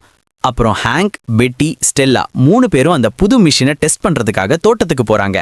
ஸ்டெல்லா அந்த மிஷினை தரையில வச்சு செட் பண்ணிட்டு, பாஸ் ஸ்டார்ட் பண்ணலாமா அப்படின்னு கேட்குறா. ஹாங்க் ரெடின்னு சொன்ன உடனே ஸ்டெல்லா பட்டன் அமுக்குறா. அடுத்த செகண்ட் ஒரு பயங்கரமான ராட்சத மிருகம் அப்படியே தத்துரூபமா பெட்டிக்கும் ஹாங்குக்கும் முன்னாடி வந்து நிக்குது. அதை பார்த்ததும் பெட்டி பயத்துல அலறிக்கிட்டே ஹாங்கோட கையை இருக்க பிடிச்சுக்கிறா. ஹாங்க் சிரிச்சுக்கிட்டே, பயப்படாத பெட்டி, இது நிஜம் கிடையாது, இது ஒரு ஹோலோகிராஃபிக் ப்ரொஜெக்ஷன், இதை படத்துல யூஸ் பண்ணா சீன்ஸ் எல்லாம் அப்படியே கண்ணு முன்னாடி நடக்கிற மாதிரி ரொம்ப ரியலிஸ்டிக்கா இருக்கும் அப்படின்னு விளக்குறான். ஸ்டெல்லா இது மாதிரி 3 மிஷின் செஞ்சிருக்கேன்னு சொல்ல, ஹாங்க், இதுவே போதும், ஒரு மிஷினுக்கு 1 மில்லியன் யுவான்னு கணக்கு பண்ணி 3 மில்லியனை எடுத்துக்கோ அப்படின்னு சொல்லி அவளை அசத்துறான். மறுநாள் ஷூட்டிங் ஆரம்பமாகுது. முதல் சீன்ல மக்கள் எல்லாரும் ஒரு பயங்கரமான ராட்சத மிருகத்துக்கிட்ட இருந்து தப்பிக்க ரோட்ல அலறி அடிச்சு ஓடுறாங்க. அந்த மிருகம் அவங்கள துரத்திக்கிட்டே வருது. அப்போ வானத்திலிருந்து 2 மின்னல் மாதிரி வெளிச்சம் வருது. மக்கள் எல்லாரும் எலக்ட்ரிக் ஹண்டர்ஸ் வந்துட்டாங்க அப்படின்னு சந்தோஷப்படுறாங்க. இசபெல்லும் இன்னொருத்தரும் அந்த மிருகத்தை தாக்க பாயிறாங்க. ஆனா திடீர்னு இசபெல் பேலன்ஸ் இல்லாம காத்துல தொங்க ஆரம்பிக்கிறா. டைரக்டர் கட் அப்படின்னு கத்துறாரு. இசபெல் தயங்கிட்டே, சாரி பாஸ், எனக்கு உசரத்தை பார்த்தா கொஞ்சம் பயம், அதான் தடுமாறிட்டேன் அப்படின்னு மன்னிப்பு கேட்கிறா. ஹாங்க் அவளை சமாதானப்படுத்தி, பரவாயில்ல இசபெல், கொஞ்சம் பிரேக் எடுத்துக்கலாம் அப்படின்னு சொல்றான். அப்போ இசபெல் ஹாங்க் கிட்ட வந்து, பாஸ், எனக்கு ஒழுங்கா நடிக்க வரலையோன்னு பயமா இருக்கு, என் காரணத்தால படத்துக்கு நஷ்டம் வந்துருமோன்னு கவலையா இருக்கு, வேணும்னா வேற யாராவது ஹீரோயினா போட்டுக்கோங்க அப்படின்னு சொல்றா.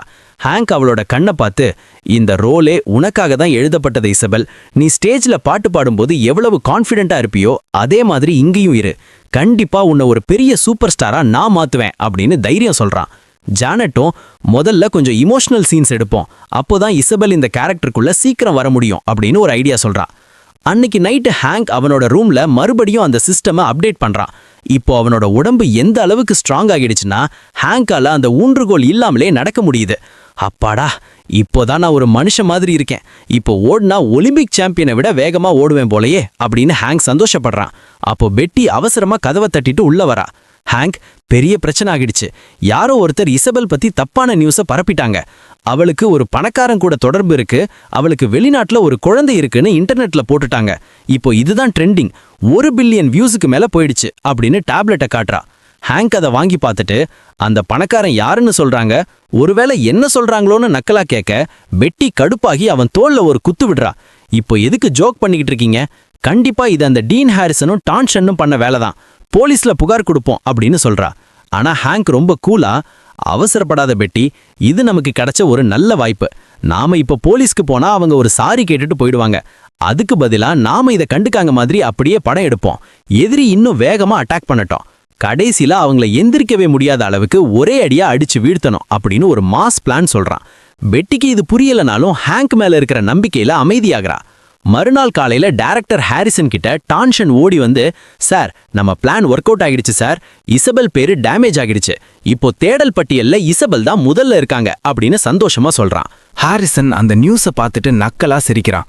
இப்ப பாரு, அந்த இசபெல்லோட ஓன் ஃபேன்ஸி அவளுக்கு எதிரா மாறிட்டாங்க. எல்லாரும் அவளை புறக்கணிக்கிறாங்க. அவ இனிமே யாரையும் கோர்ட்டுக்கு இழுக்க முடியாது, ஏன்னா யாரு இதை ஆரம்பிச்சதுன்னு அவளால கண்டுபிடிக்கவே முடியாது அப்படின்னு சொல்றான். டாங்ஷனும் கூட சேர்ந்துக்கிட்டு, அன்னைக்கு நாம பேச வந்தப்போ அந்த ஹேங்க் நம்ம பார்த்து சிரிச்சான்ல, இப்போ அவன் கண்டிப்பா வருத்தப்படுவான். உன்னை இன்வெஸ்டர்ஸ் எல்லாம் பயந்து காசு திருப்பி கேட்பாங்க. ஹேங்க் பயந்து போய் படத்தையே டிராப் பண்ணிடுவான். இல்லனா கஷ்டப்பட்டு படத்தை எடுத்தாலும் ஆடியன்ஸ் யாரும் பார்க்க வர மாட்டாங்க, படம் அட்டர் பிளாப் ஆகும் அப்படின்னு கனவு காண்றாங்க. ஹாரிசன், இந்த மாதிரி பணக்கார வீட்டு பசங்களுக்கு காசை தண்ணியா செலவு பண்ணதான் தெரியும், பிசினஸ் பத்தி இவனுக்கு என்ன தெரியும் அப்படின்னு கேவலமா பேசுறான். வெளியே இந்த தப்பான நியூஸ் காட்டு தீ மாதிரி பரவி இசபெல் மேல ஏகப்பட்ட விருப்ப உருவாக்குது. மக்கள் எல்லாரும் அந்த படத்தோட ப்ரொடியூசர் ஹேங்கையும் சேர்த்து திட்ட ஆரம்பிக்கிறாங்க. ஷூட்டிங் ஸ்பாட்ல இசபெல் ஹேங்கை பார்த்துட்டு, பாஸ், நிஜமாவே நான் அப்படின்னு ஏதோ சொல்ல வரா. ஆனா அந்த அழுக்கையும் வெறுப்பையும் தாங்க முடியாம தேம்பி தேம்பி அழ ஆரம்பிச்சிட்டா. ஹேங்க் அவளை சமாதானப்படுத்தி, இசபெல், இது உன் தப்பு இல்லைன்னு எனக்கு தெரியும், நீ என்ன நம்புறல்ல அப்படின்னு கேட்குறான். அவளும், நீங்க ஏற்கனவே என்ன ஒரு பெரிய பிரச்சனையிலிருந்து காப்பாத்திருக்கீங்க, கண்டிப்பா உங்களை நம்புறேன் அப்படின்னு சொல்றா. ஹேங்க் அவகிட்ட, அப்போ நான் சொல்றத கேளு, உன் போனை ஓரமா தூக்கி போடு, அந்த இன்டர்நெட் பக்கமே போகாத, இப்பவே என் வீட்டுக்கு வந்து பெட்டி கூட தங்கிக்கோ, உன் ஃபேமிலிக்கு எந்த பிரச்சனையும் வராம நான் பாத்துக்கிறேன். நீ பண்ண வேண்டியதெல்லாம் ஒண்ணுதான், இந்த படத்தோட ஷூட்டிங்கை மட்டும் ஒழுங்கா முடிச்சு கொடு அப்படின்னு தைரியம் சொல்றான். அப்போ செக்ரட்டரி லுவோ ஒரு முக்கியமான ரிப்போர்ட்டோட வரா. அதை செக் பண்ண ஹேங்க்குக்கு ஒரு விஷயம் கன்ஃபார்ம் ஆகுது. இதுக்கெல்லாம் பின்னாடி இருக்கிறது அந்த பழைய பாஸ் பிராட் தான். ஹேங்க் லுவோ கிட்ட, அவன் கிட்ட இருந்து வாங்கின ஒரு பொருளை திருப்பி கொடுக்கணும்னு சொல்லி ஒரு மீட்டிங் அரேஞ்ச் பண்ணு அப்படின்னு சொல்றான். அன்னைக்கு நைட்டே பிராட் ஆஃபீஸ்க்கு ஹேங்க் போறான். டிரைவர், பாஸ் தனியாவா போறீங்க அப்படின்னு பயப்பட, நீ கார்லயே இரு, நான் இதையெல்லாம் ஏற்கனவே பார்த்தவன் தான், சீக்கிரம் வந்துடுறேன் அப்படின்னு சொல்லிட்டு உள்ள போறான். லிஃப்ட்ல இருந்து இறங்குனா அங்க ஒரு பெரிய ஜிம் பாடி செக்யூரிட்டி கூட்டமே நிக்குது. ஹேங்க் சிரிச்சுக்கிட்டு, என்னப்பா பயங்கரமான வரவேற்பு கொடுக்குறீங்க, என் மேல போரே தொடுக்க போறீங்களா அப்படின்னு கேட்குறான். பிராட் ஒரு சிகார் பத்த வச்சுட்டு, உன்னை பார்க்க தான் நான் ரொம்ப நாளா காத்துட்டு இருந்தேன் ஹேங்க் அப்படின்னு வஞ்சகமா சொல்றான். ஹேங்க் சிரிச்சுக்கிட்டே, நானும் தான் உன்னை பார்த்துருக்கேன் பிராட் அப்படின்னு பதிலுக்கு சொல்றான். பிராட் அவனோட ஆட்களை வெளியே போக சொல்லிட்டு ஹேங்க் கூட தனியா பேசுறான். மேட்ருக்கு வா, என்கிட்ட ஏதோ கொடுக்கணும்னு சொன்னியே, அது என்ன அப்படின்னு கேட்குறான். ஹேங்க் மெதுவா ஒரு பென் டிரைவை டேபிள்ல வச்சு, இந்த வீடியோவோட லாஸ்ட் காப்பி இதுதான் அப்படின்னு சொல்றான்.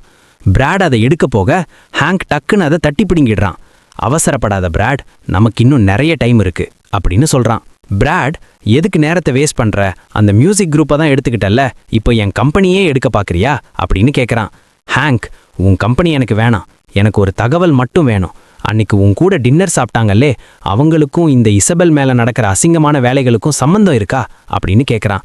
பிராட் பதட்டமா, அவங்களுக்கு இதுக்கும் சம்பந்தம் இல்லை, அந்த பென் டிரைவை கொடு அப்படின்னு கேட்குறான். ஹேங்க் விடாம, அப்போ நீ தான் இதெல்லாம் செஞ்சியா அப்படின்னு கேட்குறான்.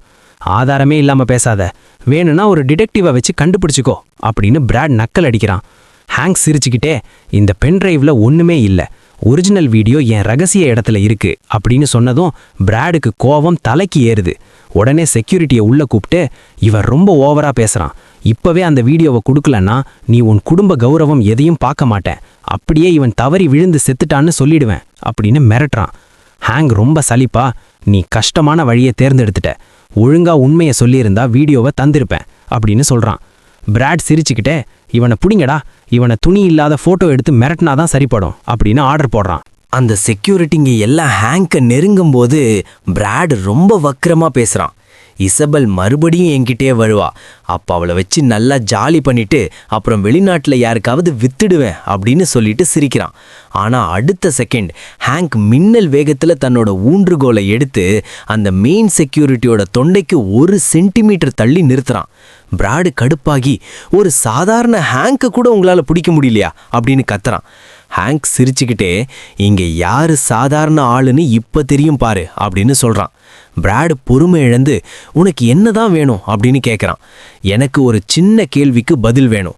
இசபெல் மேலே நடக்கிற இந்த அசிங்கமான வேலைகளில் நீயும் சம்மந்தப்பட்டிருக்கேன்னு எனக்கு தெரியும். ஆனால் உன் கூட இருந்த அந்த 2 பேர் தான் என் மெயின் டார்கெட். அவங்க எப்போ எங்கே வச்சு இதை பிளான் பண்ணாங்கன்னு இந்த பேப்பரில் எழுதி கையெழுத்து போடு, நீ ஃப்ரீயாக போகலாம் அப்படின்னு ஒரு பேப்பரையும் பேனாவையும் டேபிளில் வைக்கிறான் ஹேங்க். பிராடு நக்கலா சிரிச்சுக்கிட்டே, ஹேங்க் டாலி இவ்வளோ பெரிய துரோகியாக இருப்பாருன்னு நான் நினைக்கவே இல்லை. நீ சொல்றதை கேட்டா நான் என் நண்பர்களையே காட்டி கொடுக்கணுமா? வேணும்னா நீ மிரட்டி தான் என்னை இசபெல் கான்ட்ராக்டை கேன்சல் பண்ண வச்சேன்னு நான் ஒரு ஸ்டேட்மெண்ட் எழுதி கொடுக்கவா அப்படின்னு கேட்குறான். ஹேங்க் பதிலுக்கு, சொந்த அண்ணன் பொண்டாட்டி கூட தொடர்பு வச்சிருக்கிற நீ எனக்கு பாடம் எடுக்காத அப்படின்னு சொல்ல பிராடுக்கு கோவம் தலைக்கு ஏறுது. அவன் ஹேங்கை அடிக்க பாயிறான். பிராட் ஒரு பவர்ஃபுல் கிக் விட ஹேங்க் ரொம்ப அசால்ட்டா பின்னாடி குதிச்சு ஒரு சேர் மேல அக்ரோபேட்டிக் ஸ்டைல்ல ஏறி நிக்கிறான். நீ என்னப்பா சாதாரண ஆள் இல்ல போல, நல்லா துள்ளுற அப்படின்னு பிராட் ஆச்சரியப்பட, ஆமா நான் இப்பதான் ஒரு சாகாவரம் கொடுக்குற மாத்திரை சாப்பிட்டேன், நம்புறியா அப்படின்னு ஹேங்க் நக்கல் அடிக்கிறான். பிராட், நீ யாரா வேணா இருட, இன்னைக்கு உன் கதை முடிஞ்சுது அப்படின்னு கத்திக்கிட்டு ஹேங்கோட ஊன்றுகோலை உடைக்கிறான். நான் சின்ன வயசுல இருந்தே டேக்வாண்டோ மாஸ்டர், உன்னை இன்னைக்கு உயிரோட விட மாட்டேன் அப்படின்னு சொல்லிட்டு ஆவேசமா ஒரு உதைய விடுறான். ஹேங்க் அதை ஒரு கையால பிளாக் பண்றான். அங்க இருந்து செக்யூரிட்டிங்க எல்லாம், அப்பாடா இவன் காலி, பிராட் சார் விட்ட உதையெல்லாம் அந்த ஸ்டீல் பிளேட்ல கூட பள்ளம் விழும், இவன் கால் என்ன ஆக போகுது அப்படின்னு நினைக்கிறாங்க. ஆனா ஹேங்க் முகத்துல ஒரு வலியும் இல்லை. திடீர்னு பார்த்தா பிராட் முகம் வலியில துடிக்குது. ஹேங்க் அவனோட பிடிய விடாம, உன் உடம்புல எவ்வளவு தெம்பு இருக்குன்னு டெஸ்ட் பண்ணத்தான் இதையெல்லாம் செஞ்சேன் அப்படின்னு சொல்லிட்டு பிராடை போட்டு பொளக்க ஆரம்பிக்கிறான். பிராடு பயந்து போய் தரையில விழுந்து, மாஸ்டர் என்னை விட்டுலுங்க, நீங்க இவ்வளோ சின்ன வயசுல இவ்வளோ பெரிய ஆளா இருப்பீங்கன்னு நான் நினைக்கல அப்படின்னு கெஞ்சுறான். ஆனா திடீர்னு பின்னாடி இருந்து ஒரு பெரிய ஸ்டன் கன் எடுத்து ஹேங்கை அட்டாக் பண்ண பார்க்கறான். ஹேங்க் அதை விட வேகமா அந்த ஆயுதத்தை பிடுங்கி பிராடை ஒரு வழி பண்றான். அடி தாங்க முடியாம பிராட் உண்மையை ஒத்துக்கிறான். என்ன அடிக்காதீங்க, என்கிட்ட ஒரு வீடியோ இருக்கு, இசபெல் விஷயத்துல அந்த 2 பேரும் எப்படி பிளான் பண்ணாங்கன்னு நான் ரகசியமா ரெக்கார்ட் பண்ணி வச்சிருக்கேன். ஒருவேளை போலீஸ் வந்தா அவங்க மேல பழிய போடலான்னு வச்சிருந்தேன், அது என் ஷர்ட் பாக்கெட்ல இருக்கிற பென் டிரைவ்ல இருக்கு அப்படின்னு சொல்றான். ஹேங்க் அந்த பென் டிரைவ்ல எடுத்துக்கிட்டு, இந்த முறை உன்னை நம்புறேன், அப்புறம் ஒன்று, நீ முதல்ல கொடுத்த பென் டிரைவ் பொய்யானதுன்னு சொன்னேன்ல, அது நிஜம்தான், உன்கிட்ட முன்னாடியே ஒரிஜினல் வீடியோ இருந்தது, ஆனா அதை நீ கவனிக்கல அப்படின்னு சொல்லிட்டு சிரிக்கிறான். பிராட் அப்படியே வாய் அடைச்சு போய் நிற்கிறான். இவன் ஒருத்தனா உள்ள வந்து என் ஆட்களை எல்லாம் மீறி என்னை ஒரு குழந்தை மாதிரி அடிச்சு போட்டுட்டு போறானே, இவன்கிட்ட இனிமே மோதவே கூடாது அப்படின்னு பிராட் முடிவு பண்றான். வெளியே வந்த ஹேங்கை பார்த்து டிரைவர், பாஸ் உடம்பெல்லாம் ஒரே செராய்ப்பா இருக்கு, என்னாச்சு அப்படின்னு பதட்டமா கேட்குறாரு. ஹேங்க் சிரிச்சுக்கிட்டே, அதெல்லாம் ஒன்றும் இல்லப்பா, வண்டியை வீட்டுக்கு விடு, இன்னைக்கு ஒரு பெரிய வெற்றியை நாம கொண்டாட போறோம் அப்படின்னு சொல்றான்.